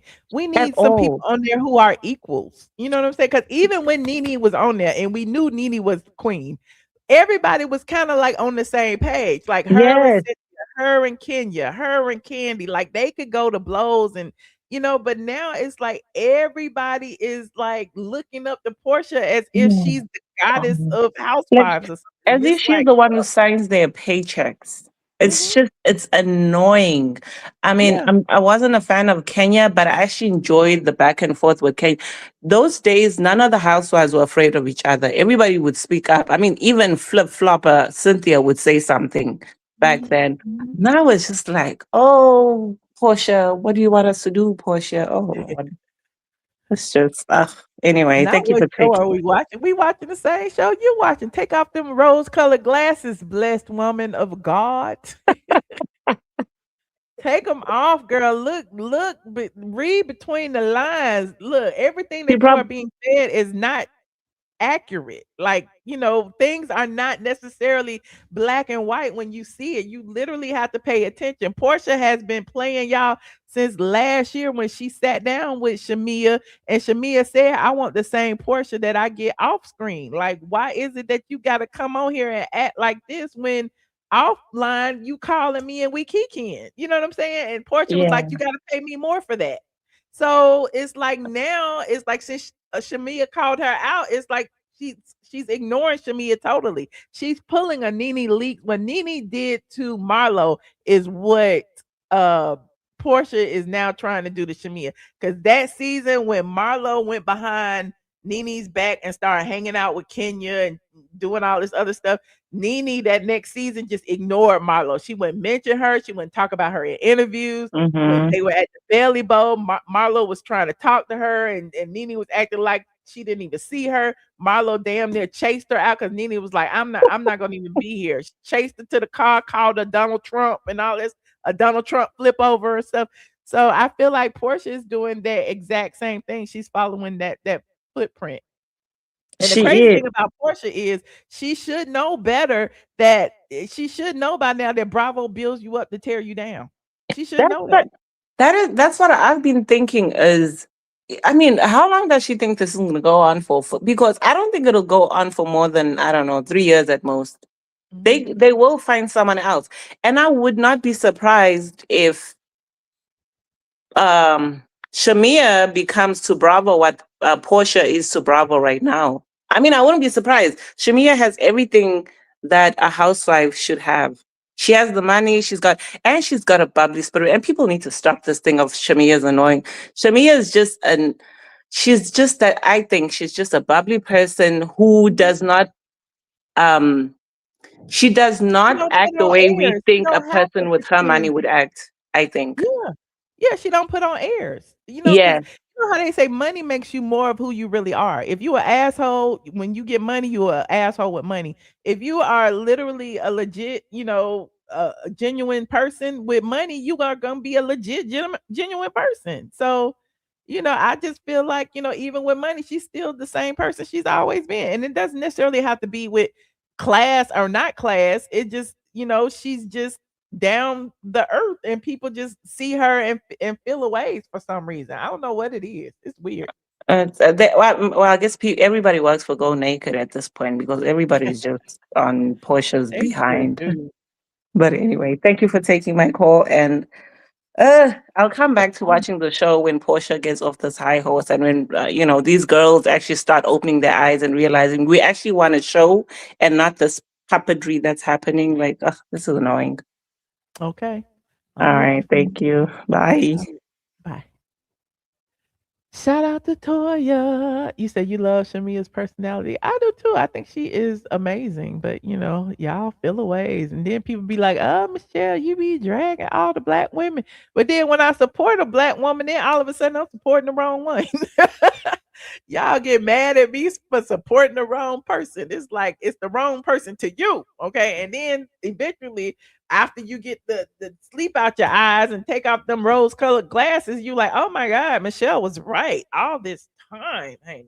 Just go back in the archives and watch some of my stuff, and you'll be like, damn, Michelle was right back then. And I thought it was this way, but it was this way. Okay. Just know I've been blogging for 20 years, honey. It'll be 20 years next year. I started my blog in 2007 on straight from the A.com, not on YouTube. I know people be like, oh, you've been on YouTube since that.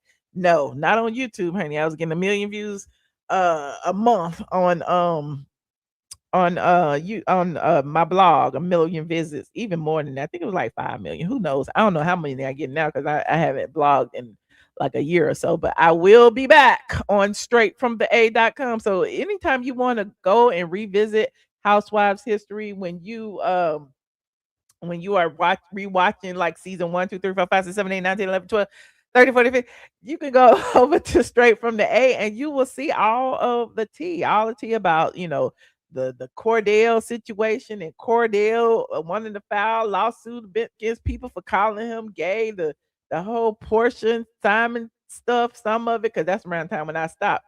The whole Phaedra and Apollo divorce situation, like all of it, the whole Cynthia and Peter situation, like all of it is on my website. So there's that. Yes, Roaring 20 for Michelle. He said, Michelle, the fact that you can be unbiased to Candy friend Shamea shows you're speaking facts. Well, I mean, it is what it is. Look, she ain't got to be Candy friend. She might have been my friend before she was Candy friend. I don't know. I like Shamea, but Candy should be held accountable for the stuff that she do too now. And when I call Candy out, y'all be mad at me for calling Candy out now. But anyway, I'm digressing. But exactly, it's my opinion. Okay, it's my opinion. It's not all facts. A lot of it is facts, but it's my facts on the opinions as they are stated. And sometimes people don't like my interpretation of the facts, but it is what it is. What blogging site I use? Straight from the A.com. It's on WordPress, but it's straight from the A.com. I wish Shamea would have talked more and Angela talked less. Okay, well, there's that. Hold on, we got somebody else in the back. Let me see. Hello, we got Monty. Hey, Monty. Can you hear me? Hello. Monty. Okay. I knew you didn't have a picture, so I was like, is you a troll? Hold on. Hey, Deidre. Hey now, Michelle. How you doing? I'm all right, friend. Welcome. Thank you. So did you watch the reunion? I ain't watching. Turn off your other device, friend. It's gonna echo. Yep, I'm about to do it right now. Okay, let's just talk about the little situation and everything. I saw the little clips of the reunion. But let's just talk about Porsha in general, y'all. Porsha been on the scene. You hear me with Cordell.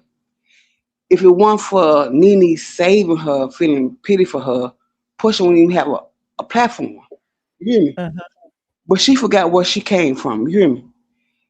Through the whole little thing, Porsha been the most devious, scheming person. Her and Phaedra freaking frat. They don't sing. You hear me? Mm-hmm.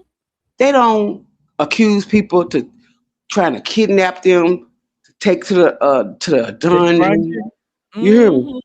Mm-hmm. And you know that I really felt like that was because Phaedra and Candy had a scissor thing going on, and Candy cut off Phaedra, and she couldn't take it because Phaedra got so vindictive. Talk about what Todd and Candy was doing with Shamea. If y'all remember that stuff, you hear me? It's like some animosity behind this stuff. Okay, do Mm-hmm. y'all remember when Candy and Porsha sat down? And Ken was like, I remember you telling me that you wanted to, lick me out and stuff at the party and stuff. And Mm-hmm. Phaedra, she just be lying. Not Phaedra, but Porsha just be lying. I ain't never say I want to do that right there. But Candy don't be lying. And she might have had a dungeon, but it wasn't her place to bring it out. You hear me? She always been on some get up stuff. Every relationship she get in, she even whooping the mama, whooping the assistant. You hear me? Just toxic. Went down there to the cabin, told them one of y'all gonna eat my tonight. You hear me?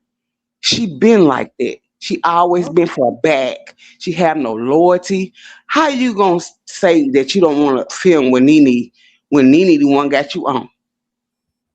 They let you know. They let you know that she in the wrong state of mind being. You hear me? She back. If you're not with her doing what she want to say, if you ain't her lap dog, she will cross you over and try to take your bag from you. She tried to do it. She doing it to Shamea right now. Shamea got everything, even though y'all think she's slow or whatever. But she got the money. She got the cars. She got the lifestyle that they want to have, even though she might not be happy because she can't produce a son for her husband. But she's still who y'all want to be, and she can't be fake. Shamea can't be fake. Because she already who she is. Like Shamea ain't happy. Shamea look happy to me. They be thinking like she got all that money, but she ain't happy. Look at her falling behind Porsha. Her and Porsha grew up together. I really believe that they did something when they was little, like sister sister. Cause they got some kind of attachment to each other, y'all. You hear me? Just peep that she don't never want to cross Porsha. Porsha don't have no mind. I mean, no means or care about her in the world, like messing up her stuff, her birthday, making her look dumb. Porsha will put stimulus on Shamea. Like, I want you on my show, but Shamea was doing radio shows talk shows before Porsha. Porsha crossed over on this network. Did Shamea complain about that? How you gonna be double standard with your best friend as a child, even though your mama and her mama had some kind of incident? But if y'all loyal to each other, shouldn't one person be more loyal than the other? She ruined that girl's birthday. You hear me? Mm-hmm. She out there with her husband in the truck. Porsha think ass gonna jump out and get in front of the camera and start twerking. This shit is disgusting. How old are you? And stop downing that girl for being who she is, which is a loyalty person to Porsha as a friend. But she's so sweet, they took the girl kindness for weakness. And now she don't know where to stand with her stuff. And y'all like, everybody like, she just too soft. But when a person get backed up in the corner and start like clawing, y'all think they crazy and weak. But ain't nothing wrong with that girl. She just tired being loyal to a person who wasn't loyal to her. You hear me? Exactly. It take people with wisdom to see through it now, because other people just be looking and just be, taking everything at face value, and you can't do that. Yep. And you know why Andy like her? Why? Because Porsha part of the rainbow. You hear me? Yeah, that's exactly why. And soon, like she thinks she really won with that house. I got the house. No, bitch, you got $50 million of debt. You hear me? Damn near 50 or 40. Look, at least 50 or 40 million because of everybody put a lien on her house. Each lawyer. 8 million. That's what Simon said. It was 8 million. I'm just saying it's a lot. It's a lot. It's a lot. You hear me? Yeah. You is not selling that much coochie to come up with that right there. You hear me? To hold some kind of entitlement or pride type of shit. And while you being prideful, you hurting everybody that been there for you when you was a child. You dogging them out because that girl said, "I've been knowing her since we was kids. Friendship ain't worth that. Trying to hold on to it when you kids, and not just like earn them out, even though they earn you out. You know what I'm saying? I think Samir have dignity in class and moral compass. Porsha ain't got nothing. Porsha moved from bag to bag. You hear me? Soon as that little girl run out of money, she gone. She thought she had something inside me. She act like I ain't never seen nobody. Every time they can get their way, they start falling out on the floor, crying like a little ass child. You hear me? In my life, bag to bag, man to man, now to girl. Ooh, not girl to girl, child. Well, the man said Porsha gonna have a problem with lesbian. We're gonna see what happens. Yep. Well, I appreciate you, Deidre. Thank you for calling. All right, y'all have a nice night, okay? Thank you. You too. Hold on. Everybody start calling when I'm getting ready to hang up. Hey, beautiful. Hello. Wake up, beautiful. Hello, I Michelle. Can you hear me? Oh, yeah, I can hear you now. Hey.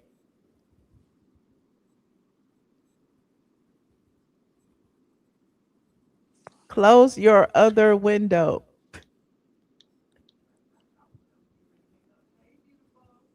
Hi, Michelle. Lord. I can't hear you, but can you hear me? Yes.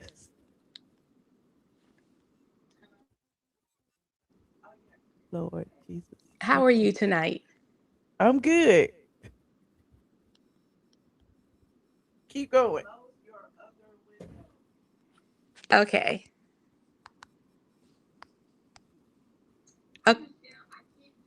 Okay, can you hear me now? Yes. I'm sorry. First of all, I want to say thank you for always speaking up for cancer survivors. My pleasure.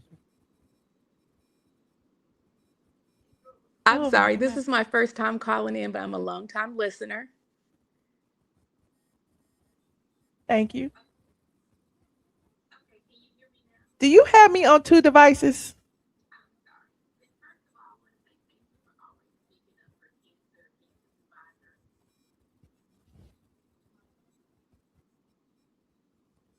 Okay. There's some type of delay. I'm sorry, but I'm a Yeah, thyroid hang up cancer and call survivor, hang so up and thank you call again back for because there's speaking up. extreme delay. But what I wanted to say was, I have my TV on. Turn it off. But I can't hear you without the TV. Oh, Lord. Okay. I don't know what to do. I can't. Call back, friend. I don't know what to do. Hello. Lord, he going. Monty. Why do people calling and I can't hear? Monty, do you hear me? You got your TV on too. Okay. Maybe I should call it a night. I was gonna wait. Call back, friend. I wanted to hear what you had to say. Or if you call back and you can't hear me, just start talking, child. Because we can hear you. Just start talking. I put the link in for anybody who want to call in. I give y'all 10 more minutes. What was I about to tell y'all? Oh, see, this was on my agenda for the next live, child. Hold on. Let me see my notes. Where's my notes? I had a whole, but I wanted to be a separate show. So it's gonna be good too. I'm gonna talk about Sydney Star. Wait, what my thing? We had already talked about Sydney Star. I was gonna do a Sydney Star update. I was talking about Saucy Santana and the Quiet on the Creek and him talking about the kids want to FUCK him. And then I was gonna talk about the DL Whisper, talking about Junkie Dineva is unapologetic about PDFs. And then I was gonna go into the Britt Edie saying she ready to talk, and then Junkie reading her because he hate black women, and then Britt's response to Junkie because she called him a crackhead, okay, And I got all of that. And then I'm gonna add some more. Okay. Tomorrow. Tomorrow, because this live went too long. Okay. But I got that on the agenda for tomorrow. And then let me go and add Perez Hilton up the top. Me and Tasha K talked about a few of these things the other day. So go over there. We talked about Perez Hilton when he first had his breakdown. Now he's been Baker acted. So I'm gonna talk about that, and I'm talking about Sydney Star, and I'm talking about all this stuff I'm talking about. So I think it's a cute little lineup. I got it, I think it's a cute little lineup. And then the segues, it's like, okay, so I got the Saucy, the kid, the junkie talking about the PDFs, the then junkie reading Brit Eating, and then Brit Eating reading junkie. So, that's gonna be a fun show. Hold on, we got some more people in the back. Hold on. Cam. Hello. Y'all can't hear me? Is it me? I don't know what's going on, Cam. I can't hear you, friend. Okay, let me go to Dr. Love. Dr. Love, can you hear me? Yeah, I can hear you. Can you hear me? Oh, okay, yes, I can hear you. Hey, it's been a while. Welcome. Yes. However, I just want to say two things. One is about Shamea, how beautiful she was and how she shut it down. She was NeNe the shut it best down. She dressed. did. She was the best dressed. All the ladies look good, but Shamea truly was the best dressed. Mm-hmm. Yes. And then secondly, I need Porsha and Simon to quit playing and just go let us know that they're together again. Okay. Go ahead and get that together, child. We tired of the fight. Right. I need them to stop playing. That's it. That's all. I got to do the replay tonight. But yes. Okay. All right. No worries. I did an in-depth discussion about the reunion, so you'll enjoy it, I think. Yes. All right. Good night, All right. pretty. Thanks for calling, Dr. Love. Okay. Good night, pretty. Monty, keep trying, child. Monty, can you hear me? Monty. Monty up here. Monty. Lord. Okay. I don't know what to tell you, Monty. I keep trying to put you up here and it just ain't working, friend. It ain't working. Hello.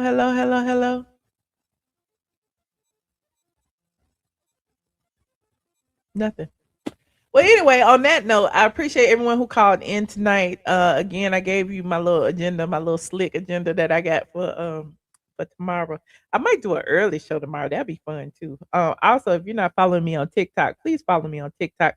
It's I am ATLien on TikTok. I think I'm gonna do a live on TikTok just to shoot the shit. Probably I don't know if I'm gonna do it tonight or not, but I'm gonna do one today or tomorrow. So follow me on TikTok. I have a Kick account. Follow me on Kick. I am ATLien on Kick. Follow me on Twitch. ATLien Twitch. Okay. Follow me on all the things. And I may be doing some in real life content soon too. Cause we love to pivot. Hold on, Monty keep calling back, John. Monty. Hey Michelle, how you doing? Oh, I can hear you now. Hey. How good? Oh, you can hear me? Yes. Hey. Oh, hi. Listen, I've been following you, watching you for years, and this is my very first time calling in to you or any blogger on YouTube. Oh, so I well, thank you for I'm taking my honored. call. I watched your sit down with Tasha K. I just watched it last week, and I loved it. And I thought it was very good to see you all come together. And I commented on her channel. I said that Michelle looked fantabulous. I thought you looked really good as you do tonight. Thank you. I appreciate don't want to take too much time because I know it's late. I did want to comment about, of course, the housewife situation. Like you, I agree. I really don't see the problem with Shamea. And I'm a guy watching this. I typically just watch the reunions. Thank you, Anthony, for the welcome. I don't watch the show per se. I just joined Twitter, and so I've been watching clips on Twitter. But over the years, I watched the reunions. For whatever reason, I don't watch the season, but I like the reunions. and I don't see the problem with Shamea either. I thought she looked great at the reunion. I thought the other ladies looked great. I'm a lover of women. So I'm not going to say any woman looks bad unless they're really, really bad, you know. But They all look good. You're right. They all look good. yeah, but I don't see the problem with her. I feel bad for her and Porsha's situation.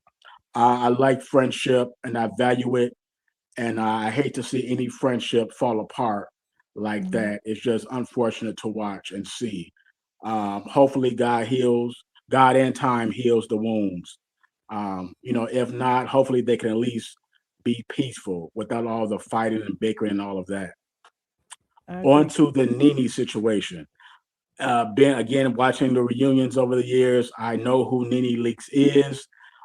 She is definitely a classic, and I feel the sentiment of seeing her there for the girls' trip precursor, but not being a main cast member as she is an OG, and everyone else is an OG except for Porsha. So I do understand the disappointment in that, the nostalgia of it all. Let me say this, if I may. I feel like, well, let me say I agree with the fact that Andy's a hater. But let me say this, and I know people may, as you say, I guess the lingo is drag. So let me say I may be dragged for this, but I feel like sometimes we shoot ourselves in the foot. And I feel like had NeNe just left Housewives because she just wanted to take a break or something like that, I feel like she would have been welcomed back because of her iconic status. I feel like she would have been welcomed back with open arms. But of course, because of the lawsuit and the filing and the claims of the racism and all that, it's hard for people who are, upper, let's say that, to accept back someone who has made those claims against them. I'm not saying it's right. I'm not saying Andy's right or anything like that, because I'm not disputing what NeNe was going through there. I'm not going to say that she didn't experience racism or that she didn't experience favoritism going to other housewives or anything like that. I wasn't there. If that's her experience, that's her truth, she has the right to say that and claim that. However, as I mentioned, sometimes we shoot ourselves in the foot. It's hard to expect someone, a person or a corporation, to welcome you back after you've made those allegations against them. And so while I would love to see NeNe back, as millions would, I understand, I guess, why Andy is not so enthusiastic or open to welcoming NeNe back. That's just me being honest. As a man, I'm just being honest with you.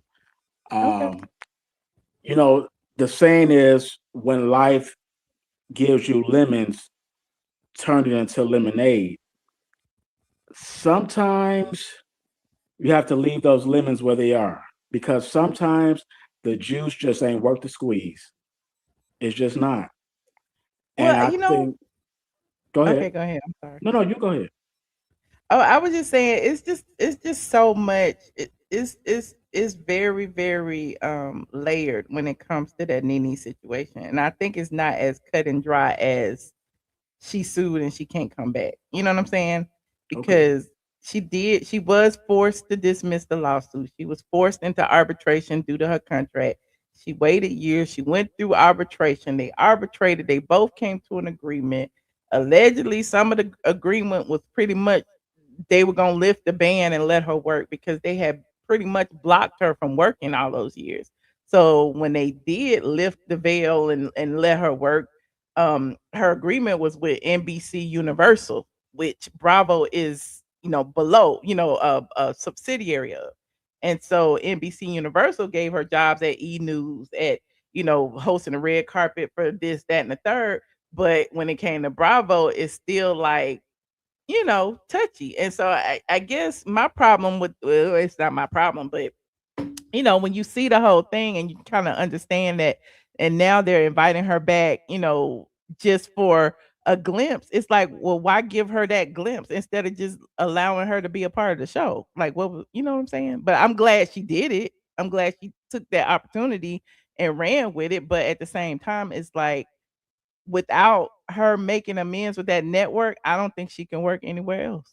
You know what I'm saying? That makes sense. I do understand what you, Michelle, and I'm seeing the comments, people telling me to go to bed and will Don't worry Bethany be about them. back? Don't worry about the comments. The No, comments gonna I say already, what they like say. I said, I knew I would be dragged for this, but Yeah, again, but the thing is with Andy, a lot of people have sued him. A lot of Caucasians that work for Bravo have sued them, and a lot of them were welcome back. So okay. it's like, well, why is it that she's the only one that's having this problem when everybody else can still be employed and feed their families? You know what I mean? Like, I Right, don't I do know. understand that, and that makes a good point, Michelle. If of Caucasians have sued and they're back, I guess Vicky, what's her name, Vicky, yeah. Gumbelson, and she's Mhm. back as a okay. Well, then yeah, She's that back as okay she's on Ultimate Girls Trip, and she's returning to to the the franchise as a OC, the right. show. Yeah. Okay, right, yeah. So okay, you make a good point.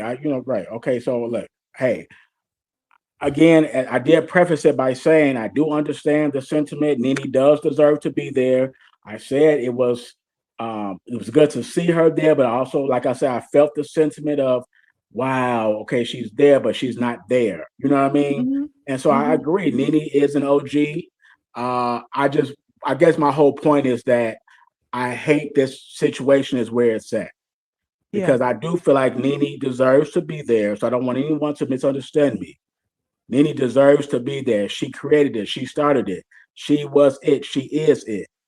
And so it's just an unfortunate situation, but I still have to stand on. I feel like, not saying that it's right, but I just feel like for whatever reason with NeNe, had that lawsuit not came about, had she just stepped away like Candy did and decided she wanted to come back, I feel like it would have been a smooth transition for her to come back. I'm not saying it's correct. I'm not at all saying that. But I'm just saying, I just feel like that's what it is. Okay. But Well, I again, I appreciate your enjoy your input. channel. And I do know your boy Romero, and he out here clowning bad, so you need to get on him. What? Yeah, he's out here bad, Michelle. But Who? thank you for Romero in having the me. chat? You know Romero, your boy Romero. You don't remember him? In the chat? Yeah, he's here in Chicago with me. I don't know these people personally. No, I know you don't know him personally, but he's a frequent guest. He be on here with what's the dude that's always clowning? What's the dude that's always clowning? Dre. Dre. He's Uh-huh. been on here with Dre a lot and different ones. But yeah, he's in Chicago bad. And I'm like, damn. Matter of fact, I messaged him. I said, you were ATLien. I said, you misrepresented Michelle. And he blocked me when Oh I told wow. him that. See, I ain't see him on here in a minute. Tell him I said Yeah. hello. But listen, you guys have a great night again, Michelle. Enjoy your channel. You're Thank beautiful. I you. love you. And thank you so much for having me. Thank you for calling. I appreciate you, Monty. Thank you. Bye-bye. Hold on, we got Sierra Content Child. Hey, friend. Oh, hello. Can you hear me? Yes. Hello. What's up, Hey. Miss Hey. Bell? What's up, CC? I'm good. How you doing? I'm good. What's going on?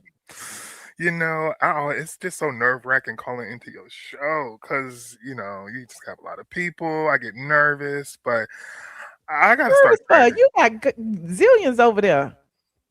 I don't never go live. I don't never talk to them. Well, you should. I might. But no, I'm here. I have to start dragging because this show it's affecting me. And people can say parasocial whatever they feel like saying, but this show is affecting me. Porsha is one of the fakest people to ever step foot on the show. She's getting on my last darn nerve, and I just feel like I need to start dragging. She doesn't have it. Do you think that she has it, Michelle? I mean, not to be a main cat, like Oh God, not to be an anchor. She has it to be a part of an ensemble. Because here's the thing, people was like, "Oh, Portia, her personality, and she's so funny, and she's so this." She ain't did nothing funny all season. She hasn't been lighthearted and joyful or whatever all season. So I'm like, y'all All talking about the season. Portia of days past. Y'all talk about little sis when it used to be NeNe and everybody and Kenya and everybody, all together. But right now, Portia by herself with her saying that Phaedra is her best friend and all, like They I don't haven't even know if had I any like memorable moments together. Like, what memorable moments have Phaedra and Portia had together this season? none, Like, how have absolutely we seen none. them, bond as as girlfriends? I mean, they did the little tap Except tap when when Angela was Phaedra lying. doing this. Back when the show was actually watchable. It's a disappointment. Like I'm like shaken by Portia. She's so pretty and she's so stunning and her body and all of that, but it's like that has like confused me this whole time. Like she doesn't have a good soul. Like how can she do Shamea like this? Like Shamea is like the only person that she's ever been able to bring on this show as a friend. Clock that. Mhm. That's the only person that she's ever been able to tag along and bring about to mingle about with the group and all that. And it's like you're doing her like this, as if Mm. she dragged you off the couch, as if Right. she punched you or kicked you in your hoo ha.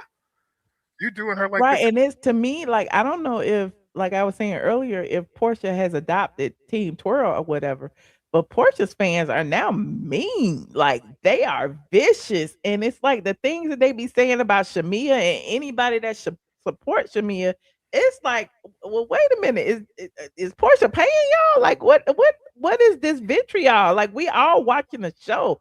They are like literally invested. You talk about parasocial, they be windmilling. It's crazy.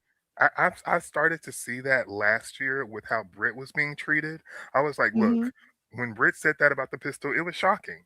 But like mhm, she didn't really do anything that bad to like make all the RHOA fans act like these rabid dogs. I think it's really just mhm. the current fans that are watching the show. Something is it's ticked off in their mind and certain Yeah. people have gone insane and they decided to watch Real Housewives every Sunday and let us know about it on the internet and be all hateful because the hate that Shami is getting, I agree, it's like overboard. And it's like we have Mhm, to pay attention to Portia and her actions because she's the one that's billing herself as the star of this show. But how come your mm. solo scenes ain't on nothing? How come I'm you always still got to gonna film with stand by. I tennis? feel like it's a bit of colorism involved with the not the cast and crew, but with the overall general public who watch Bravo. Bravo. Hmm. The audience is Caucasian, mostly is white gays. You know what I'm saying? And I don't think they And want a to lot see of a black dark gays skinned that black woman prospering. I really don't. That's just it's my a opinion. lot of white gays and it's a lot of black gays that want to be white. Let's clock it. Mhm. Ooh. Let's just call that because like remember they didn't want K Michelle on there because K Michelle came from the hood show.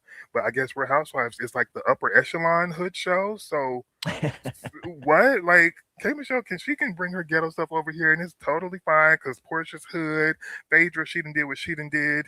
Angela is just a whole calamity. I mean, I'm not even gonna talk about Angela because did you notice she didn't really even have a segment this hour? Nothing. Right, not Nothing. yet. Anyway, she didn't have a little package, not yet. What else are we gonna talk about? How you don't have a good relationship with your daughter because you is Probably, I guess they're gonna bring her out or something.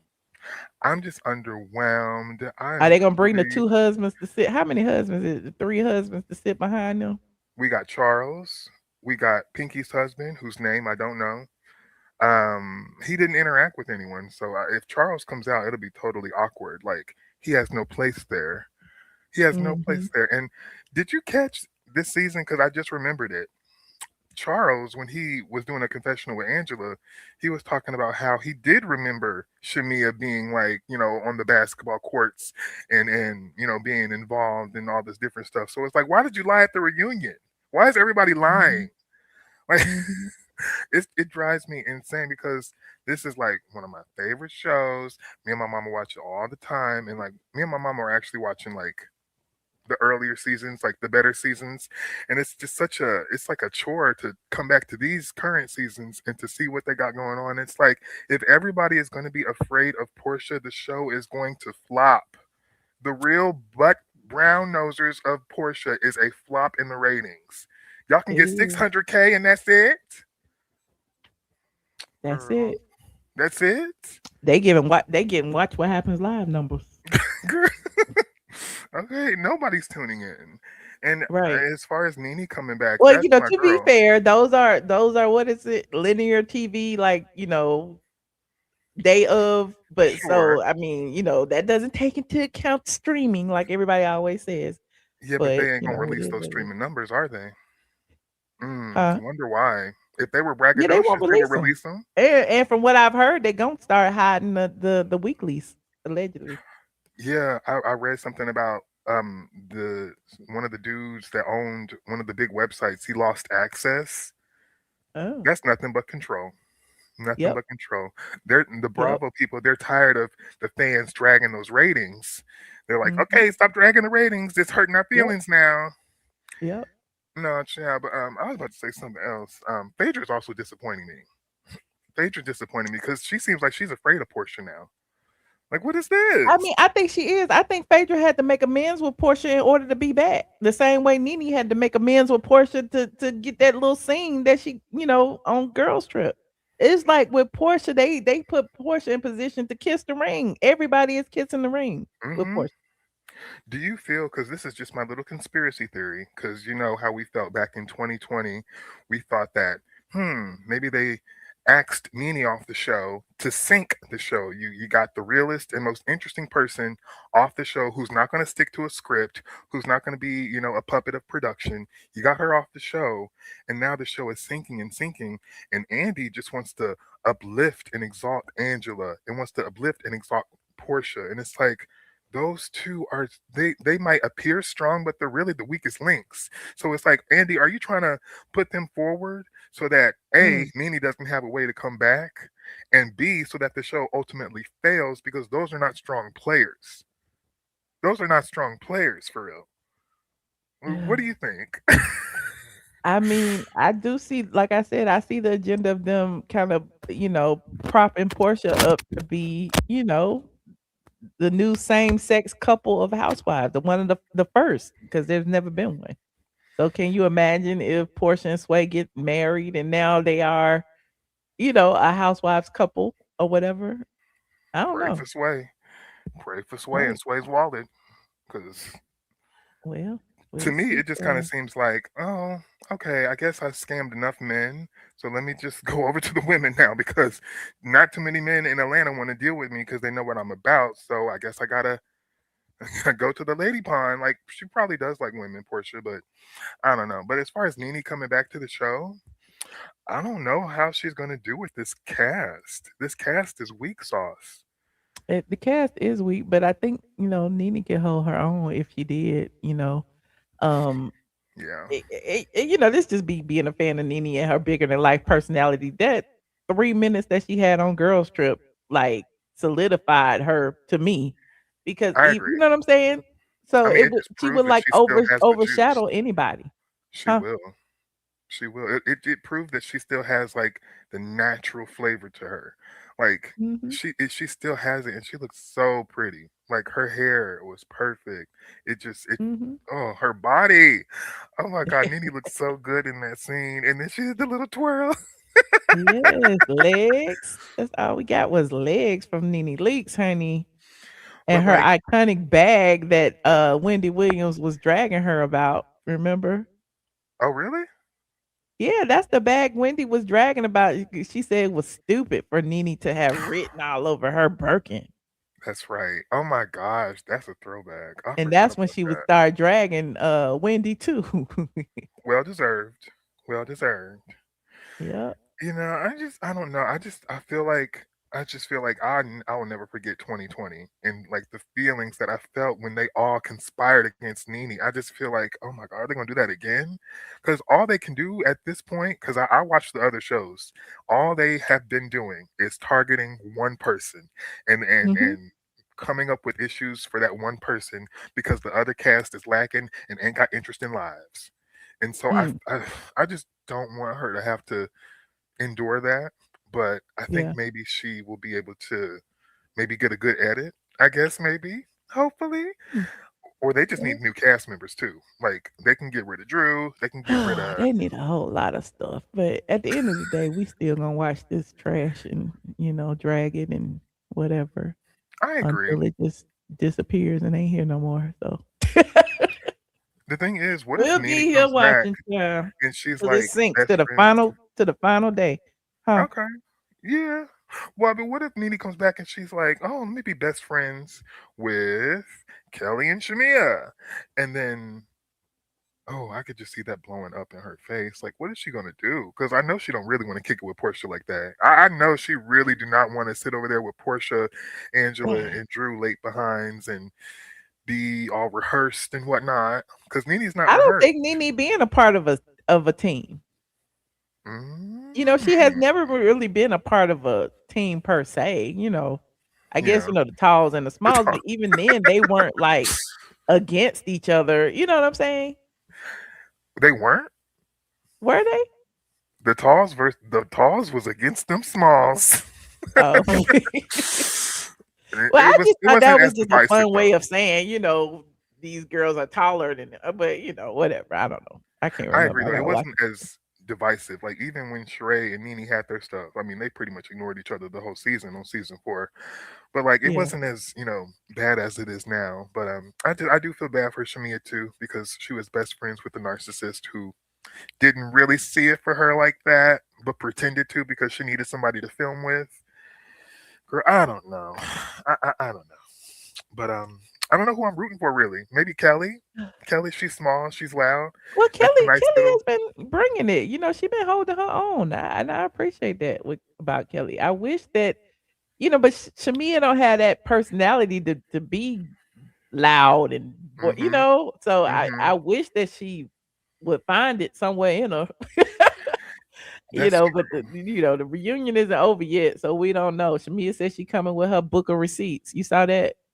I did. I do have a note for So Shamea. She has to not look as bothered as she's been looking. Like she's been looking so sad and bothered while in like outside of like interacting with the girls, like when she did her little like she was dancing to Nuck If You Buck, like before the reunion mhm. happened, and she looked like so happy and so like jovial and all that. But like then she gets on the show and it just seems like she's down. And then I Yeah, juxtapose because I'm that sure against she Porscha. tired. Because you saw Yeah. everything pointed back to Shamea, and it's like, well, damn, what is this? I see that, but she's got to remember this is a show. She's got to perform. Yeah, She's yeah. got to make us love her because like that's one thing that Portia's really good at.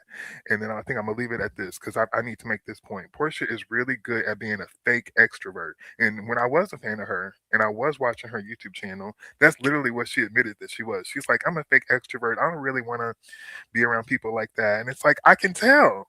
I can tell Oh, because you're not real friends with Phaedra. I can tell. uh-huh. You definitely ain't real friends with Angela. You and Drew or whatever y'all got going on is totally fraudulent.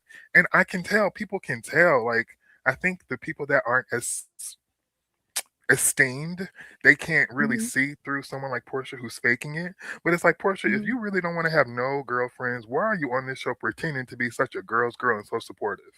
Why? Because Right. you need the check? Yeah, you're right. Cause they said the same thing that she treated her sister bad too. Like, who we gonna be Okay. around?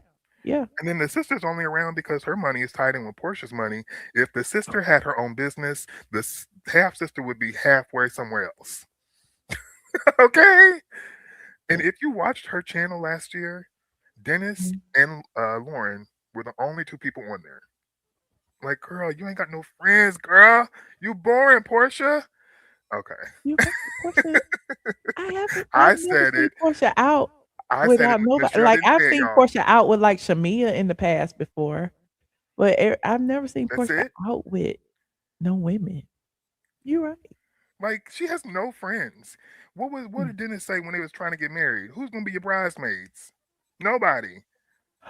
She not loyal to nobody. You don't text, you don't call, you is a bad friend. You remember that from season Yeah. 6? Like Yeah. I'm like, that's a damn, you have a point. I never even thought about that because when you think about the overall, you just think about her on the show or whatever. But yeah, you're right. Hey, okay. Big A. guess it's Oh time my for God, me to Michelle, go. I have to tell you, I've been trying to get my mama into like YouTube, and she's in love with you. She loves your banter, all of your stuff, and we was watching the Kim and Croy Chronicles, and it was just everything. So, thank you for having the best show on YouTube. Aww, Thank look you. at bigger, bigger. My elderly dog, he get grouchy. He doing okay? He's just elderly. I think he blind in one eye now. You lying? Oh my Yeah, I goodness. think so. Or either he got allergies, so I gotta take him to the vet. Somebody said it might be allergies. Cause he can still see. He done made his way down here because he was upstairs. Oh, okay. That's a silver Uh-huh. lining. Biggie, Uh-huh. you hang in there. How's Mama doing? She's doing better. Thank you so much for asking. Yeah, I'm gonna keep She's her, doing your better. whole family in my prayers, and you know Thank what? Just you. thank you for everything you do, for being. I mean, cause like the thing about it is, Michelle, you don't even realize it, but like you be early on clocking the people that need to be getting clocked. Like for a while, it was just like, oh, let's just all praise Angela. Let's just all praise Angela, and then little by little, you other people start to see what you already saw. Oh, Angela's a complete fraud. She's faking everything. Oh, okay. Like, Mm-hmm. yeah, okay. That's right. I can't say it enough. Your show is the best. But I'm gonna head out, Oh, thank and you. yeah, I thank you for letting me appreciate you, come up with Sierra Black. content. I'm gonna try not be nervous and call in some more. It's still nerve wracking though. Okay. It's just a lot of people. You know I appreciate you. Love you, friend. Love you. All right. Good night. Wait, how do I leave? This is new. I got you. Okay. Good night. Good night. Shout out to Sierra content. You said sorry he wants to get off. Oh yeah, Biggie. Look, see his little eye, my baby. I'm so sorry. Oh, sorry. All right. But anyway, shout out to the squad. If y'all are just getting here, please rewind. Biggie is like, I say a different age every single time. I think he's like 15. Might be 16. Yeah, I keep forgetting. I gotta go look. He round now. He old. And in dog years, he about 105 or something crazy. But yeah, Biggie is a little elderly dog. You said you like Kelly Potter and her interview with Carlos. Okay. Shut up. Quit growling at me. Yeah, he is. He's a little grumpy dog. You know, he used to have problems with his hind legs, so you have to be careful about the way you pick him up. So, so when I put him down, he growls. When I pick him up, he growls. He loves laying on me or whatever. But he all right. He quiet now, I guess, until he decides to bark again. But anyway, don't forget to like this video, subscribe if you are not subscribed. I will be back tomorrow. So click that notification bell, not once, but twice, so you can be notified as soon as I go live. Follow me on TikTok. I am ATLien. And yeah, go to sleep, y'all. It is late, honey. It is late in Atlanta. And if you are getting here, watch the replay. Go to sleep. It's late in Atlanta. Good night. Good night, squad.